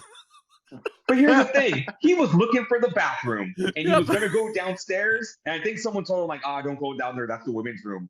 And he goes, fuck. And he comes back up, but he's super nice because we're kind of giving him shit about it. And he's just laughing along with it. He is super nice. He is so fucking nice. You know what? When I get a chance to go to WrestleCon again, fuck it. I'll meet Goldberg. I'll go up there and pay him to meet him. Yeah. So nice. Fuck it. Here's the thing. We're all done. And we're looking at some merch not to buy, and Jacob looks like he's ready to keel over. And I'm like, okay, guys, I think we need to call this a day. No, to wrap around what you said earlier about it being so overstimulated, I think that was the first time in a long time, at least, I was like, shit, that was a lot. So you guys are looking around, and I found a little corner, and I'm like, I'm just going to take a seat real quick. I'm like, I don't know if it's because I'm hungry. I don't know if it's because the day before I was up at 3 a.m. I worked all day and traveled and then met you guys and did everything. I was like, I don't know what the hell it was. Yeah. But yeah, I'm on the floor, and the next thing I know is I see F3 come up, and I'm like, hey. Yeah. We're like, okay, it's time to call it. And I'm like, yeah. We were ready. WrestleCon, first time. Couldn't recommend WrestleCon more. By the way, they were so courteous and like, I'll go to WrestleCon again. 8 out of 10. Yeah. So then we decided to take a break, and honestly, we were planning on going straight from this to Supercard of Honor. No, we had to go back to the room for a nap. We get back to the room. We nap a little too hard because we look at the clock and go, oh shit, Supercard starts in 30 minutes. And how long does it take to get to the arena? 30 minutes. This is where we split off on our ways because we went to Supercard and Jacob went to SmackDown in the Hall of Fame. We've already covered Supercard. We barely make it to the beginning, and that's when we realized, oh shit, this is the pre-show. We talked about our Supercard experience. I will tell you this though. One thing I didn't cover, the Galen Center looks exactly like the San Jose State University Event Center, only a little bit bigger. It's like similar feel, and it's a college campus also. So parking, I mean, it's LA. It's going to be a little bit more complicated, but those parking lots, they were like the spitting image of San Jose State. And I was like, this is USC? Are you kidding me? Like, I don't know. The only other thing about Supercard of Honor I want to talk about is that we had some interesting people sitting behind us because we're kind of out of it because we're a little worn out from WrestleCon. And as I'm just sitting there watching the match, I hear the guys behind us go, yeah, look up the German poster for Star Wars Empire Strikes Back. It is really weird. Me and my girlfriend look at each other and go, what the fuck? That's kind of an inside joke between me and her, by the way. Whenever we're just hanging out and we hear other people's conversations, we'll kind of look at each other and continue the conversation on our own. Like if somebody says, oh, I got Rocky Road ice cream, I'll look around and go like, did you get Rocky Road ice cream? So we kind of did that. We looked at each other and go, what the fuck? And we immediately look it up. And we're just like, that is weird. But weird that we heard it at Supercard. And then 5 seconds later, I hear the guy go, that was a really good wiener. And we're just like, what the fuck? And he goes, yeah, that was like a bratwurst. That was the best wiener I've ever had. I'm like, what the fuck is going on? Wrestling fans are weird. Weird. But yeah, Supercard, we've covered it. It's a good show. But Jacob went to SmackDown pretty last minute, huh? Yeah, I think I bought them Thursday at work before I drove. Yeah, it was like $40, and I was like, sure, I'll go to SmackDown. I'll see the Hall of Fame. I'm not gonna lie. We'll get to that. I'm not gonna lie. Yeah, I had no interest in seeing Ring of Honor. I was just like, yeah, they're cool to watch on YouTube, and that's kind of it.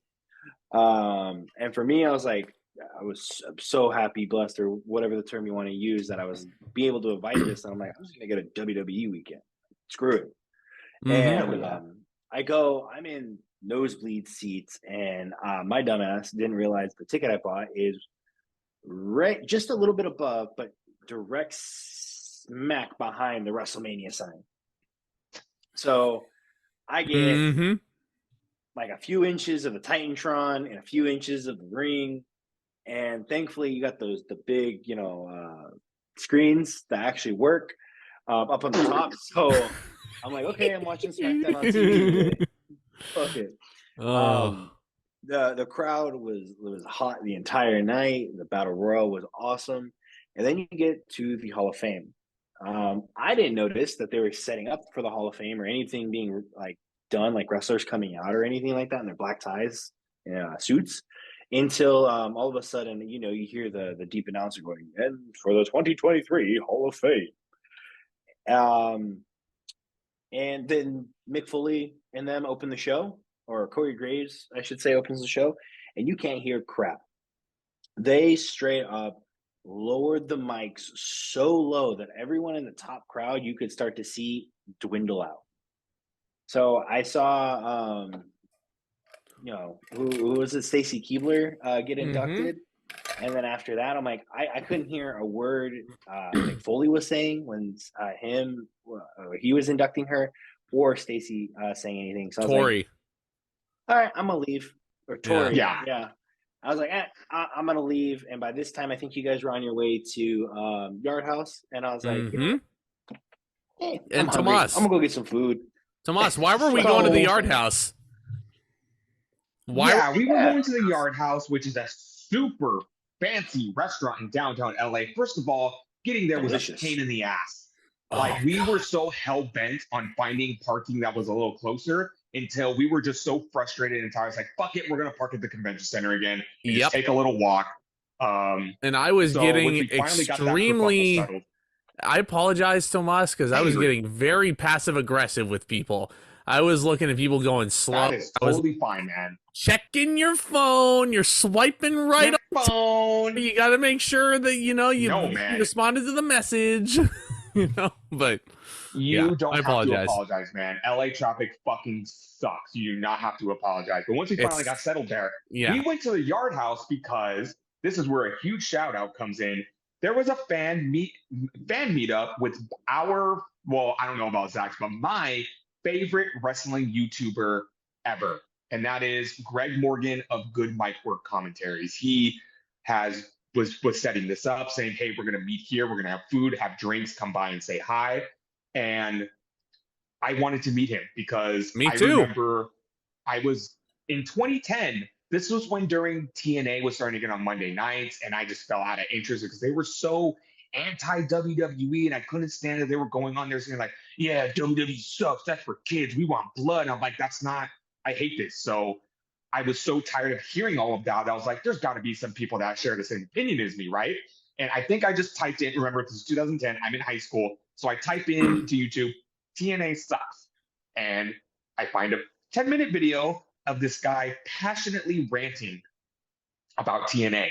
And not just like, oh, fuck TNA, they suck. Just bringing up very valid points saying TNA is nowhere near to the level of WWE. WWE has been around for this amount of years. They have, they're a $1 billion company. You can say what you want about AJ Styles and Christopher Daniels, Samoa Joe, but guys like The Miz and Jack Swagger, who were, stars at the time, and John Cena, they have more of a casual following. They're more popular just by being on national television. I was like, finally, someone who gets it. And it was something that he just kept going, making more podcasts, and then it just evolved into a pretty decent sized channel. And I've watched his face reveal, and I've interacted with him on several occasions through super chats. So I'm like, you know what? This is 13 years in the making. I want to meet Greg Morgan. This is where the Yard House was, and this is where we rolled up. Yeah, and Greg, if you watch this and you've made it this far, what's up, man? And we're still waiting on you to re-upload that rant. We're still waiting on you to re-upload it. We go into the restaurant, and then I immediately see him, and I go, you know what, man? Too. Now or never. Not now or never, but just like, I don't know. I was like, nervous. And I don't blame you. I don't blame you. But we reconvene with Jacob. Brittany sits down. And then I'm like, okay, I'm starting to look at the menu. I haven't even sat down. I look over and Tomas is gone. He's like, he made a beeline. He made a beeline for the good mic work table. And I'm like, And shit. Okay, well, I mean, I guess I gotta go over there now. And here's the thing. yeah, Tomas introduced me to this guy during the pandemic, and I listened to him talk about how Cody Rhodes ended racism and everything like that, and he was really hammering that point home. And I thought he was just so freaking funny. And then I started listening to his podcast, everything like that, and he's just the most professional, like, news broadcaster. yeah, I can't even put it into words. There's a lot of wrestling YouTubers. A lot of wrestling YouTubers will go on and just scream at the camera and just rant about how horrible the product is. Greg is not tribal by any stretch. He is very consistent, very, you know, like conducts himself in a manner that a lot of us should aspire to. So he's been watching wrestling since the 80s. So he is probably the most knowledgeable person when it comes to like old school wrestling. And here's the thing about Greg. I think I can put it into better words. Greg has this ability of talking me off the ledge when I hear like these crazy things about wrestling, like Rhea Ripley and Charlotte Flair main eventing night one. And I was pretty upset about that too, but he just has a great way of just like being reasonable and saying like, hey guys, this is the end of the world. And let me tell you why. And every time I hear his take on things, I'm like, you know what? You're right. Thank you, Greg. So I see Greg and I go up from behind and I'm just like, oh boy, here we go. And I go, Greg? And he turns around. I go, hey, nice to meet you. I'm Tomas. He goes, oh, Tomas. That's how you say it, right? I go, yeah, man. It's like, yeah, man, you come have a seat with us. We're just chatting. I'm like, oh my God. And I sat at his table. And the first thing I thought was like, oh, fuck, they're going to be mad at me. They're going to think I ditched them to go hang out with Greg for the entire night. And I chatted with Greg for a bit. And I was like, shit, I can't. In my mind, I'm like, I can't sit here forever. I got to get back to you guys. But I wanted to, you know, let him know that I've been watching him since day one. And I want him to re-upload the TNA rant. And he goes, it's archived. I have it. And I go like, what's it going to take to upload that video? He goes, oh, it's like, Greg, it's like, it's got to be a milestone video. And I'm just like, come on, Greg, re-upload the footage. Greg, you got to do it, man. You got to do it. But I eventually make my way over there. What is this secretive video? The TNA rant that Tomas was talking about. But I go up to him and and Greg is like, here's the thing. Greg, again, if you're watching this, Tomas and I are indeed friends. So he was like, wait, you know each other? And I'm like, yep. Damn right we do. Damn right we do. You know? So we chatted a little longer. We just talked about what our plans were for the weekend. And then I asked him for a photo with him. And he was super cool about it. And we took our photos with him. And he goes like, okay, guys, one at a time. Like, don't worry. Like, because I went up right after. I went up right after. And he was like, okay, guys, one at a time. And I was like, shit. Yeah, he was so sheepish. Like, he was surprised people wanted to take a photo with him. It was like, dude, you're my favorite wrestling YouTuber. So I parted ways. And then finally we sat down. We ordered our food. We were so beat from the day. And then, right before I left the table, one of the other listeners of Greg's channel tells me, he's like, yeah, man, I just saw Adam Pearce over there. And I go, you did? And he goes, yeah, like I talked to him and I shook his hand and I go, no, I don't want to bother him. And he goes, no, dude, Adam Pearce is so nice. Seriously, go talk to him. And I go, I don't know. I don't know how I feel about that. But we went and we sat down and I kind of just like look over there and I go, you know what? Fuck it. So I went over and again, I swear like I was in middle school the entire time because I go, Mr. Pierce? And he turns around and he goes, hey, I just want to let you know that I'm a huge fan. Just trying to keep it short and sweet. Didn't want to ask him for a photo. I know we took a couple of photos with a couple other people, but I didn't want to do that. I didn't want to bug him more than I already have.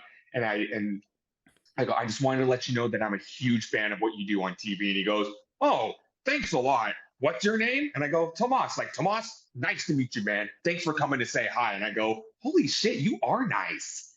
Yeah. And he, honestly, what you see on TV is what you get. He talks exactly like he does on TV. But then I see this absolute unit next to him. And it's Joseph Park. It's Abyss. And honestly, I was too intimidated to talk to him. I didn't want to bug them. I just wanted to tell him, hey, I'm a fan, shake your hand. But Adam Pearce, cool ass dude. Jacob, I don't remember. Did you go up to either one of them? You did? Yeah, the two you came back, and then I was like, I noticed you guys said something about Adam Pearce, and it didn't dawn on me who the heck that was. I did notice Abyss from afar because, early TNA days, absolutely loved Abyss. It was, alternative to the monsters in WWE. So I recognized him, and I was like, "Yo, excuse me." Walk up, go to the bar, and I don't know what to say to to Joseph Park. So I look over at Adam, and I'm like, "Excuse me." I was like, You coughed in his face? That's rude. Yeah, right. No, Fuck off. I was like, "Adam Pierce," and he was like, yeah, I think so." And I was like, no, sorry. I the whole Starstruck thing. I was just like, yo, I just can't fucking believe that a WWE producer is chilling at a bar. They're just hanging out, man. And he was like, oh, yeah, no, we're just shooting the shit and kind of like relieving, some stress. And then I look at him and I was like, is that Abyss behind me? And he looks over, he's like, hey, Joe, he thinks you're Abyss. And he's like, nah, that's my twin brother. He's kind of an asshole. And I was like, that's funny. I was like, yo, thanks for what you do, kind of thing. I was like, Yeah, man, you were the best. I almost wanted to be like, hey, can you take your teeth out? Is that a thing still? Or Abyss is an absolute unit of a man. Holy shit. Huge. Takes 2 seats on a plane, probably. It got really interesting because we eat our food and we leave the Yard House, and we see Adam Pierce before we leave the restaurant. We are so beat and so tired and so delusional that I'm just sitting there, and a little kid comes up to me and tries to sell me a candy bar. Oh, that was so fucking random, wasn't it? In the middle of dinner. He just straight up goes like, yeah. I was literally just sitting there. Little kid comes up and says, excuse me, you want to buy a candy bar? And I go, I'm sorry, I don't have any cash. And he goes, okay. And he walks away. And I kind of sit there and I look up and I go, wait, what the fuck just happened? That was weird. Yeah, there's this little kid trying to sell candy bars in the middle of this restaurant. And then 5 minutes later, we look out and security is escorting him out. And at that point, I was like, LA is fucking wild, man. Welcome to Los Angeles. Yeah, we're about to leave, and I just wanted to say bye to Greg real quick. So, Greg, again, you're awesome. Shout out to Greg Morgan. Everybody go subscribe to Good Mic Work, please. Everybody go subscribe to him. He deserves it. Lovely, lovely, lovely fiance, Elizabeth. She is awesome. I love all of her cosplays, and we want more Liz. We want more Liz, Greg. Yep. More Bret Hart cosplays. Yep. But we leave the Yard House, and Jacob, Abyss can't get back in to pay his tab. Abyss can't get back in. Yeah, and we're just like, what the fuck is going on here? It's a horrible deal. This is freaking... Oh, no worries. Adam Pierce is so pissed, and like, he's going back and forth, and one of the waitresses, she had to be like freaking 16 or something. She looked young as hell. And was like, nah, we're a great establishment. We ain't doing that. Da-da-da-da-da. I'm like, dude, I mean... Like, hold on. He's just trying to get his friend coming back in here. And the manager's just like, I don't care who he is. I don't care if he was in here. They started a line for security reasons. And, like, he's got to sit in that line and come back. And he's like, we're literally at the hotel right next to this fucking bar. And all I want to do is pay my tab. And literally everyone in line is like, wait, we know you're like, dude, can he take my spot? Like, in front of the line kind of thing. And then just go in and pay his tab. Like, they did not stay that much longer. Like, they left probably right after us. Here's the thing, like, Abyss was trying to be a good person. He could have just said, okay, fine, I'm just going to leave and just, dine and dash. But he wasn't. He was trying to pay his fucking bill. So, Yard House, do better. But how did Jacob find this out? No worries. He was just, while I was in the bathroom, he was just chilling with his homie, Layla Gray. Yeah. Yeah, because she was chilling there. I was like, hey. I pull up my phone and I'm looking at Jay Cargo's Instagram to find Layla Gray's Instagram because I could not remember her fucking name for the life of me. And then I'm like, well, she's with a guy, and I'm like, I look over and I'm like, oh, it's her fiance, and he's also a pro wrestler. So like shit, I gotta know his name because if I go up, I'm gonna talk to her. I want to pay respect. Be like, hey man, how you doing too? Like, you're also a professional athlete. You are in fact also a wrestler. You are also a wrestler, and it's Friday night. So I was like, hey, don't you have a match tonight? And she's like, yeah. But acting kind of stupid, like, to me, like they're pre-taped, right? I'm like, yeah, I know they're fucking pre-taped. I was just asking if you had a match tonight. And I'm like, oh boy. She's like, you're gonna have to tune in to find out. And I was like, okay. So it went one way, then it went back the other. And I was like, yeah. All right. But Friday, obviously, very crazy day. Probably spending as crazy as the next day. About Friday. As we're walking to the car, It's LA, so there's a lot of crazy characters, literal characters, like people dressed up as characters. And there's a guy dressed as Deadpool.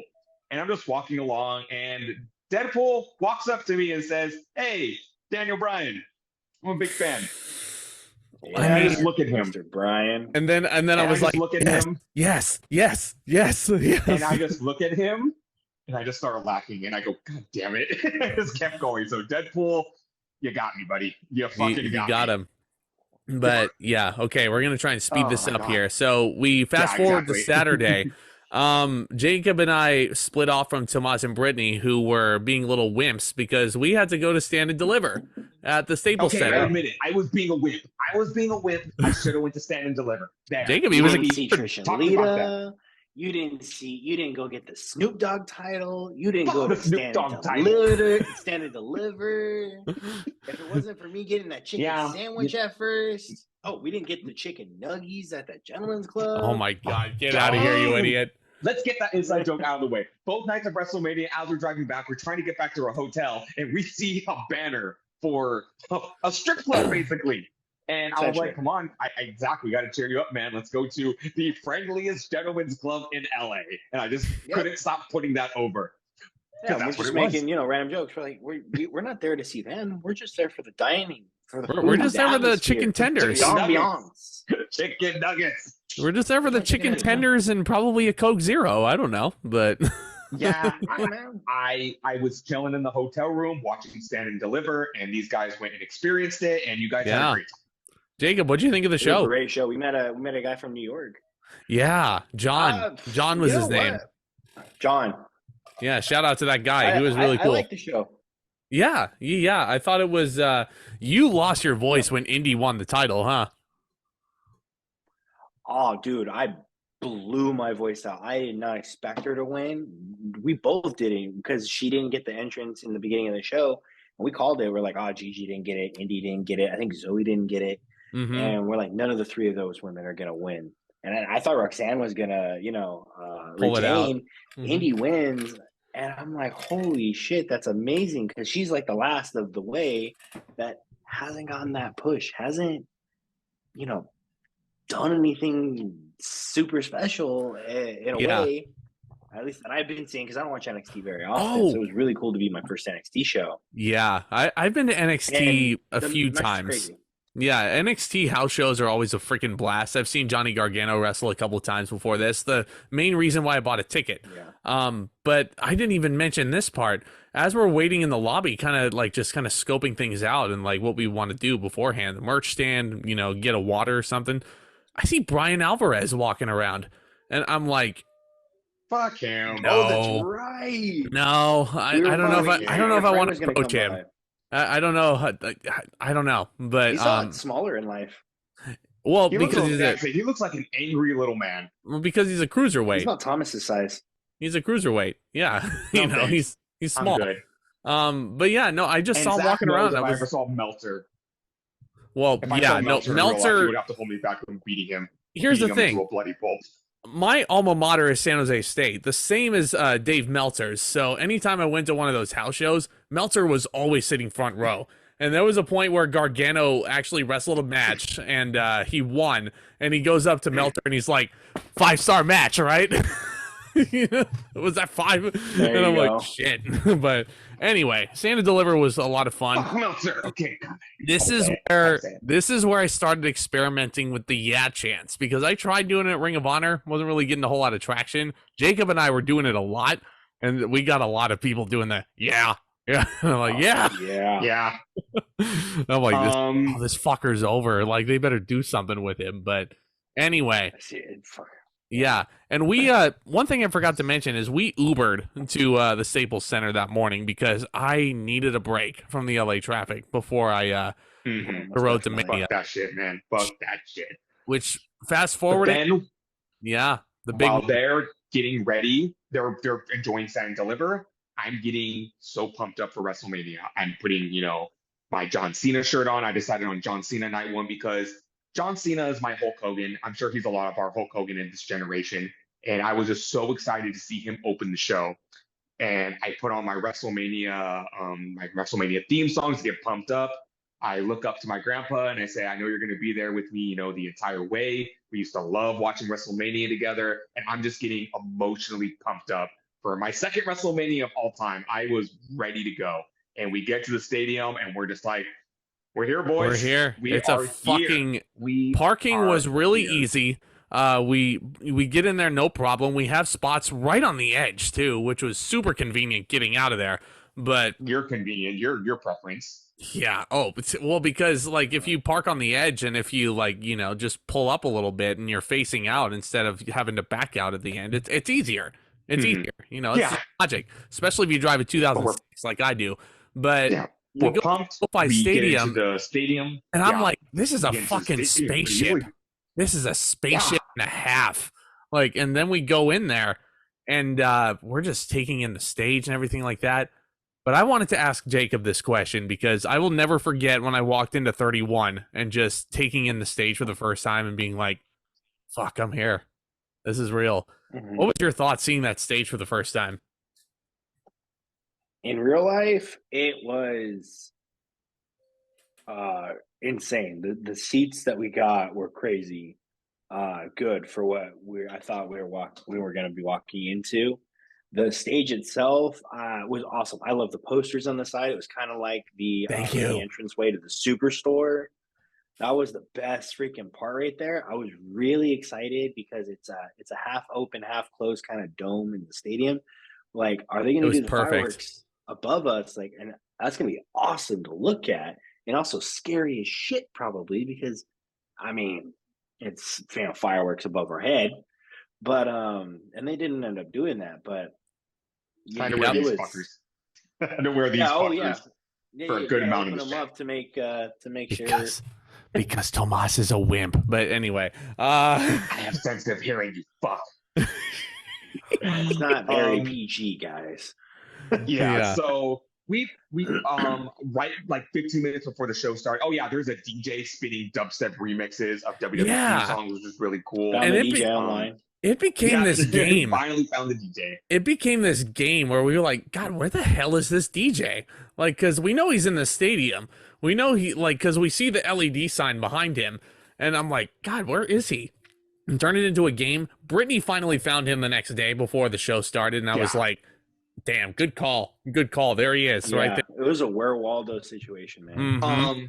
Our seats were great. There was easy access to food, easy access to the bathroom. And after we were done soaking it all in, right before the show started, like 15 minutes, I wanted to use the restroom. I saw a guy wearing the new John Cena shirt. Me and him bonded for a minute because I was just saying, like, dude, I'm just so excited to see Cena. And he goes, yeah, man, like, we were all just so excited. It was like Cena Mania because we knew he was opening the show. But after we SoFi Stadium, the show started. SoFi Stadium and its accessibility cannot be overstated. It was really easy for us to get food. We had seats right on the aisle. The restroom was right there. The staff was all super accommodating.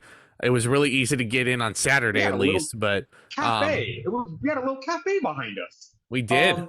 Got the fucking bomb chicken sandwich. Yeah. So good. Already got in depth about WrestleMania in our WrestleMania review. Jacob, what were your thoughts on night one? With night one, I love the screen chants. Those are my most fond memory. Fix the screen. The fucking fix screen. The screen. Yeah, we were pissed. We were pissed. Like, no, we don't want to strain our eyes the entire show. Fix that goddamn screen. Loud fucking pop. Theory. They had to fix it. Cena live for the first time in like nearly 10 years. My first wrestling show. My parents won tickets on the radio. Took me to the SAP Center, or whatever it used to be called, and it was one of those special 2-hour where one was live, one was taped. So I saw Cena the first time then, and I thought that was really cool. It was that feud with OG Awesome Orton. That tag team match or the Turmoil Showcase match, whatever. I went bonkers when Dawkins fucking laid out Strowman. It was like a football tackle. I just like flashback to when I was in sports. I was going freaking bananas. It was awesome. Hell yeah. It was fucking great. What do you think was the best entrance on night one? The best entrance on night one. Ray and Dom. Ray? Both. Oh, Ray and Dom. I love Condom. Hands down, best performer of the night. this fucker. So Not even this Seth is a perfect Rollins. segue. This is a perfect segue into what I wanted to talk about. One of my my favorite lines. So right before, I didn't know, Zack knew the match order, but I didn't want to know. But after the 6-woman tag, I was like, right, yeah. I feel like this is a good place to go to the bathroom. So I went and no, not to the bathroom to get food. But then I heard the video package for Ray and Dom starting, and I'm like, oh fuck! Like I do not want to miss these entrances. I just know they're going to be special. But there was a long ass line for food, and I was like, God, like, what do I do? Like I'm standing, I'm like, do I stay or do I go? Do I stay or do I go? Like, what do I do? What do I do? And little did I know that if you just wanted a chicken sandwich, you could jump to the cashier part, but I didn't want to piss anybody off because people get super pissed off when you cut in line. So I'm just sitting there and I'm waiting, and people are taking their sweet ass time to get their nachos bill. And I'm like, I'm getting a little agitated. I was like, God damn it, why is this happening now? But I got my food and I was sat down like literally right before Dom's entrance started. And I'm like, that was probably the most anxiety I had for the entire freaking weekend. But it was like you had to pick your spots when it came to getting food or merchandise or using the bathroom. Six woman tag team match, easy choice. I didn't want to be that guy though. Did not. You let your morals judge you. Yeah. What'd you think One thing we Flair? forgot to mention. Oh yeah, Ripley Flair, awesome match, right? Awesome match. Oh, banger! Yeah. Stole the show. Oh, stole the show. It was so good. Could have main evented, but you know they made the right choice. But I think Jacob was the first one to notice that Charlotte Flair got her shit rocked by that German suplex. Yeah, dude, seeing that live and then having to I was like, yo, do you guys see that she fucking went nose then the whole body? You're like, no, and then they start showing the replays. I'm like, oh fuck.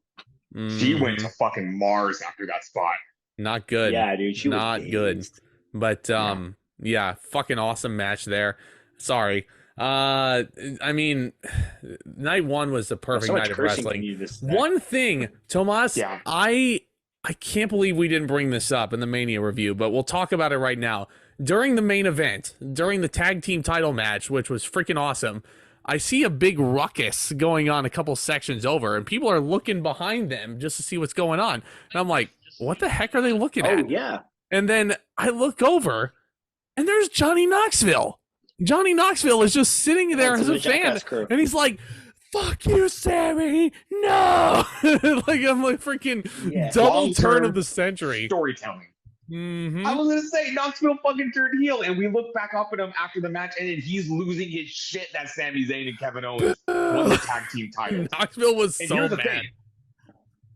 WWE made no mention of that. They never scrolled up once and said, hey, look, Johnny Knoxville is in the crowd. So I thought that was really cool that only you had to be there. It was one of those you had to be there moments. Mm-hmm. And then, speaking of Sami Zayn and Kevin Owens, it's WrestleMania. God. We are all having a great time. We're interacting with great people, except one.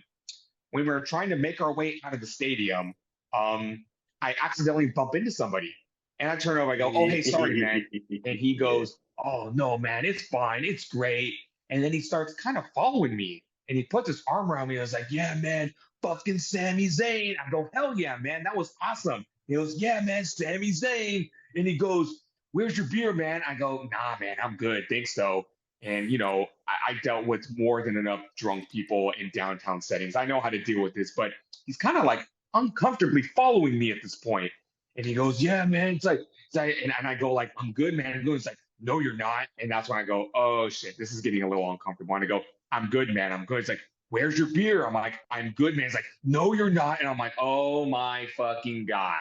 And it took a few feet away until this very nice gentleman saved me, and he took the man away from me. And I go, shit. So that was a funny ass moment to happen there. I'm like, it's like, what the hell is going on? What just happened? Yeah. And as we're leaving, we're in good spirits. We're singing Sammy's theme song. Yeah. Go fuck yourself, you know, like stop following us. But anyway, unless you want to talk about, you know, the podcast or anything like that, we would love to talk to you about it, but clearly not. No, I don't want to talk to that, man. Anywho, but the weirdest thing was at the end of this, I was like, fellas, we get to come back and do this all over again tomorrow. Can you believe that? Mhm. Dude, and giddy. We were like, do we sleep? Do we not sleep? It's like Christmas. 2 nights of Jesus, two WrestleMania. Christmases. 2 nights of 2 days of WrestleMania. Christmas in a row. Yep, it's With the best decision they've LA made. Knight. Yeah, Yeah. yeah. So we yeah. returned the next day and we were ready to rock and roll again. It's a lot easier because we know what we're getting ourselves into. Jacob, what'd you think of night? Oh, wait, no. Before I ask you about night 2, this is when I was like, I'm in the mood for some more merch. And okay, we go through the security line, and unlike night 1, I get pulled to the side and I go, what's this about? And he goes, open your tin can. And I go, my girlfriend's tin can of Altoids. And I go, like, pull that out. And I go, okay. And he goes, open it. I go, Jesus fucking Christ. Open it. I'm like, it's not ecstasy pills. They're Altoids. And then he looks at my headphones and he goes, open those up. I'm like, are you shitting me right now? And I open them. I'm like, there. Oh shit, there's some meth in here. Ignore that. So that was a little agitating. And you know what? This was a bad omen for what night 2 was going to end up for us. And also, we entered through the gates, and there's a fist fight breaking out, and we are just It wasn't like, they were just detaining the guy. He was like twisted neck on the stairs awkwardly and still Pants going. falling down. It was awkward. Really awkward. Imagine somebody getting yelled kicked fight out of- forever. That was hilarious. How That was embarrassing. funny as fuck. How embarrassing, Yeah. by the way. You pregame so much to go to the Super Bowl equivalent, basically. And you are just so out of it that security kicks you out. You get into a fist fight and with you're security. Yeah. For the show. And you're Embarrassing. probably going to meet cops at the other end. Exactly. So Mhm. we're in the mood for some more merch, and I go to find my John Cena shirt, and this motherfucker wants me to buy the whole John Cena getup. You are a Shut con up. man, sir. No, you fucking no. I'm a salesman, first of all, sir. I'm a sales manager. But Yep. you should have. You wanted the shirt. I was like, yo, they got the whole package, and you can look like a mini Cena. Well, No, no, the next step is him wrong night, buzzing the but- beard off and then buzzing the hair off. And then, he would have been a mini Cena then. He's Cena. He's if Cena married Nikki and Brie was with Daniel and they all had kids together. You got Zack.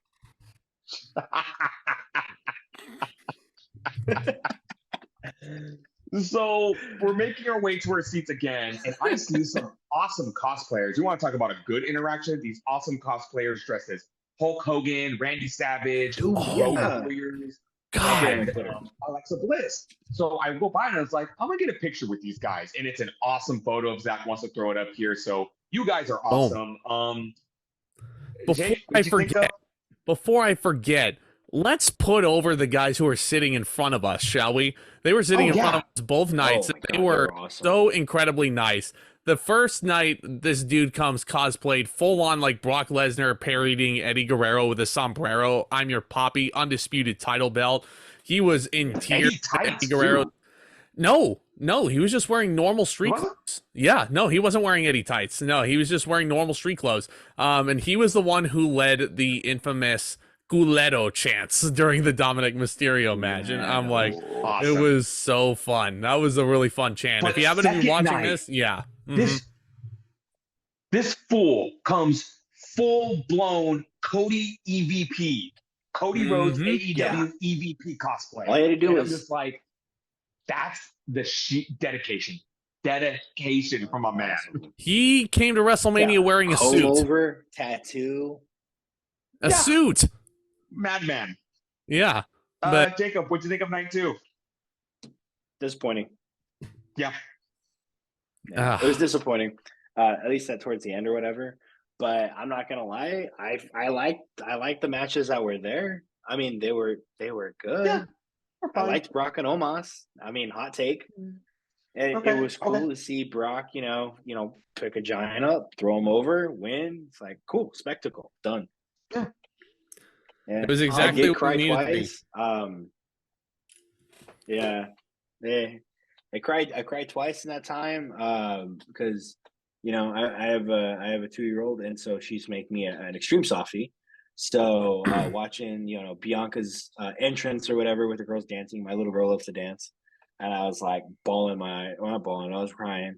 And then Cody's entrance, and then you see the Titantron with him hugging his daughter and like everything else. I'm balling at that point, and I'm like, oh man, this has Jacob, got to be what this event is about. Here, so this is what Cody's gonna do, right? Cody is gonna come out here. He's gonna get this grand pyro entrance. Everybody's gonna sing the "Whoa," along with this theme, and it was deafening in there, right? He's gonna walk down to the ring. He's gonna greet his wife. He's gonna hug his sister, sitting right next to her. He's gonna hug Dusty's widow, sitting right next to her too. Then he's gonna pick up his little adorable daughter, and he's gonna say hi to everybody. Say hi, like he's the freaking president, right? The American Nightmare, a presidential candidate, right? American Nightmare, makes sense. So he puts Liberty back into Brandy's arms. He's going to present his weight belt to -1, Brody Lee's son, sitting right next to his family. At the time, I had no idea who that was. I was like, wow, -1, and it didn't register to me as Tomas is slipping out of frame because he wants to escape this. So I have to do this bit again. I have to reiterate. Cody's gonna do all that, and then he's gonna fucking lose. Then he's gonna lose. Yeah. And then I have some assholes. Then I have some assholes on Twitter who have the gall to tell me I'm wrong when I say that this was like if Stone Cold lost at Mania 14. Oh, Thomas is gone. Okay. Yeah. Guys, oh, he's I'm done. laying on the ground now. Yep, he's I'm done. laying on the ground now. You know what would make Cody Rhodes versus Brock Lesnar at Backlash more interesting? If the fucking title was on the line. Then Brock would have a reason to attack Cody Rhodes. As much as I would have loved for Cody to win, I'm probably, out of the three of us here, I'm going to have my hot take and be like, the Tribal Chief won. I'm not going to lie. I was indifferent. I was going to be happy either way. I love what Roman's doing. I think Cody would have been the right choice. Like, even when the third hand hit for that 3 count, I dropped my title belt. I've never dropped that thing. I just lost feeling. I was like, what the fuck? Because it was just shocking. It was like when The Undertaker lost in a way where you're so certain of a win and it doesn't happen. Yeah. Jacob, that's totally fine to have that opinion. At least you're not a fucking dickhead about it. Mm-hmm. And I listened to the podcast you guys did too the other time. Yeah, it's having adult conversations, man. I mean, I could be a dick, but at least you guys know I'm being sarcastic though. And these were YouTubers who were telling me it was wrong too, trying to make me look like a fucking idiot. So, right.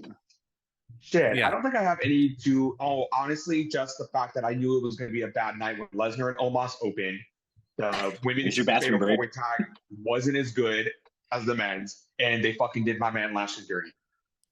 Oh and my God. Shane so tore his quad. Shane tore. Oh yeah, Shane was there. Quad. Yeah, he already forgot. Yeah, he got a massive pop, and then just was like, "Oh yeah, I'm gonna pop my knee too. I'm out." Yeah. No, that makes all the sense in the world, right? But it's so I had this weird feeling, just in the pit of my stomach, that Cody Rhodes wasn't going to win. And when the 3 count happened, I kind of just slumped into my chair. I stared at the ground for a good few minutes, and I missed the rubber chicken. The fucking I love the rubber chicken he chicken. makes on him now. Oh yeah, I had a rubber chicken 2 inches away from my head in the lowest point of my life. Yeah. Yeah, dude, that was fucking great. Or the memes. Mm-hmm. Immediately after. Hustle, rubber chicken, Cody Rhodes. Jesus So this Christ. is the total opposite of night one. We kind of just left very defeated. Still had a fantastic time. Yeah, Very, very listen. defeated. Some assholes are screaming in the parking lot saying, yeah, finish your story now. And it's just like, or no, stories over Tribal Chief one or some shit like that, or whatever it was. I was just like, God damn it. Some people, it's like when the Oakland Raiders win, you know how their crowd is. That's kind of how, diehard Roman fans are. Mm-hmm. So just a little too rowdy. Still the greatest time I've ever had in my life. Wouldn't have wanted to do it with anybody else. And it was like everything cooled down. It's Monday morning. We're ready to start the second half of our vacation. We hit up the Superstore one more time to get some last minute merchandise. We're watching we're watching people kind of like load in for Monday Night Raw because the crypto arena is right there. And as we're watching, we see The Miz. Yeah, it was cool. We saw The Miz walking through the security. So yeah, a lot of fans were like gathered around trying to see who could they catch. And then at the end of the trip, I got a Cody Rhodes shirt. I got the one that I'm wearing right now. I got the WrestleMania event shirt, a cup, program. I got the new John Cena shirt at the show. I got Seth Rollins and Logan Paul match shirt because I wanted to get my favorite match. I didn't like the Rhea Ripley and Charlotte Flair one, and they didn't have a Ray versus Dom one. So I really enjoyed Rollins and Logan. And yeah, I picked up my buddy an LWO shirt. And honestly, what an amazing trip. It was such an awesome trip. But Tomas, Very cool. his trip. Mania trip was over. Jacob and I had Raw. You want to talk about disappointing? We had some nice guys who were next to us who were big Roman fans, and he was like standing up and he was like, "Throw him up, be respectful." And I'm like, "Oh yeah, right behind us." The one dude was just like, somebody was doing the Cena chants because before Raw had started, people were doing like the Cena chants and stuff like that, and it was just like, "He's not even up in here," all this like crap. I'm like, neither is Ric Flair, dude, but we've been doing the woo for years. Mm-hmm. Mm-hmm. And then we tried to do the yeah thing, and the yeah was getting around. That was good. LA Knight didn't show up on that show either, but dude, before the show, I met you in front of the Superstore, and then I told you because my car was underneath that parking lot. I don't know how I got under there, but I did. And I was like, "Hey, that bus wasn't here when I got here earlier because you have to go see your girlfriend and then come back and we'll meet up." Mm-hmm. And then I was like, "That bus wasn't here." That's right. Yep. That's what I did. And it was the surprise guest. So Monday morning, I drive up to see my girlfriend who lives nearby. And yeah, to Jacob's point, we see there's a big, gigantic bus once we reconvene right by the Staples Center, right by the Superstore. And there's a black car, big, gigantic Cadillac that's heavily tinted windows. And I'm like, very tinted. Shit, they bring out a sweater and an umbrella. Umbrella and a sweater. And out steps a pretty hulking-looking individual who I can only assume was Brock. At this point, thinking about who it could have been, I think it was Brock. Because nobody would have expected him to show up on Raw. You guys want to say Matt Riddle? No, Matt Riddle's not that big. Matt Riddle's not that big. Matt Riddle was the only surprise. Mm-hmm. I think your eyes deceive you because he wasn't that big. And if you watch Riddle's like video that he posted on Twitter or whatever, he was in the bus, that exact bus, because he walks out and boom, you can see the ledge where we're at in that film. Fair enough. Well, yeah. I guess Lesnar was surprised because nobody was expecting him at Raw. Everyone thought he was. Well, even Heyman said it. He's like, "This is where he goes for like 6 to 8 months and leaves behind." But yeah, I mean the crowd for Raw I thought was good at first.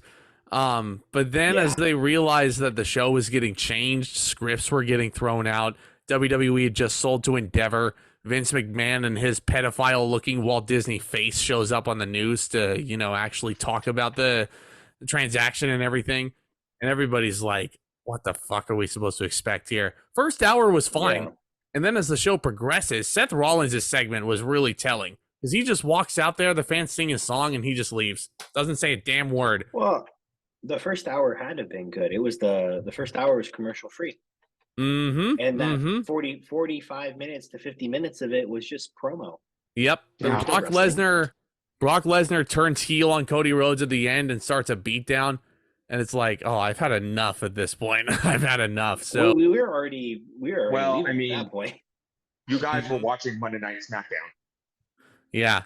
Well, yeah. Hey, don't disrespect the SmackDown. Well, it's a wild card SmackDown. I just don't like seeing SmackDown stars on Raw.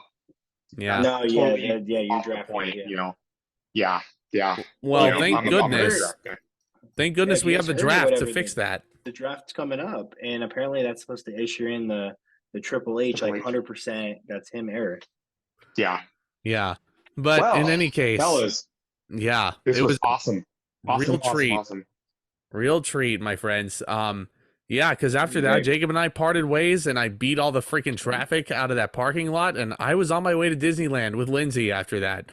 Whole other story in and of itself, but as far as the WrestleMania portion goes, this is where it ends. I could not have picked a better group to. I mean, this was a lot of fun. Yeah, it was. We got to. I don't fucking care if I got to drag you guys on that plane with me. I want to do an out-of-state mania. You fuckers are coming with me. Not where is it going? Michigan? Not Philly, but No, Philly. not Philly, not Philly. We're not doing next year. But Nothing against Philly. I would love to go to Philly, but we just went to Mania, so well, don't think I could do that. besides Back to Mania, back. what? No disrespect, but what fun is there to do in Philly? What, like see maybe the old ECW arena? Maybe that's where they do WrestleCon next year. The Liberty Bell. Maybe. The Liberty Rocky Bell filming location. Yeah, I would just go to take a picture with the Rocky statue and go to WrestleMania, but that's about it. No disrespect to the history and everything, but in any case, folks, I think that about does it. Pit stop to Pittsburgh. Good Lord. But Hey, yeah, what if if, Britt Baker's a surprise. Yeah. yes, you're freaking. And now let me hear you say, "Ass boys." Ass boys. Now let me hear you say ass boys. Ass boys. Anyway. Now let me hear you say ass. No, my daughter's asleep. No. No, of course not. Anyway, so You pull yeah, it to the gang. side. And then she goes, Yeah. Oh God. Fuck. exactly. Her mom would kill God. me. Yeah. All right. Well, gang, hit that subscribe button if you're new and tap that thumbs up. This was a lot of fun. I highly, if WrestleMania is anywhere remotely close to you, do the whole experience because it's absolutely worth it. Do WrestleCon. Do some of the WWE meet and greets, even though they've kind of watered them down. It's like $400 to me, The Undertaker nowadays. But in any case, buy a Snoop Dogg Liv Morgan. if you can. Do all the LA nightisms or Liv Morgan after night one. That's right. Fuck, but my simp ass would do it. Anywho, yeah. it's a lot of fun, guys. So smash that subscribe button, hit that thumbs up. Look out for more very soon. And stay tuned for the next one, guys.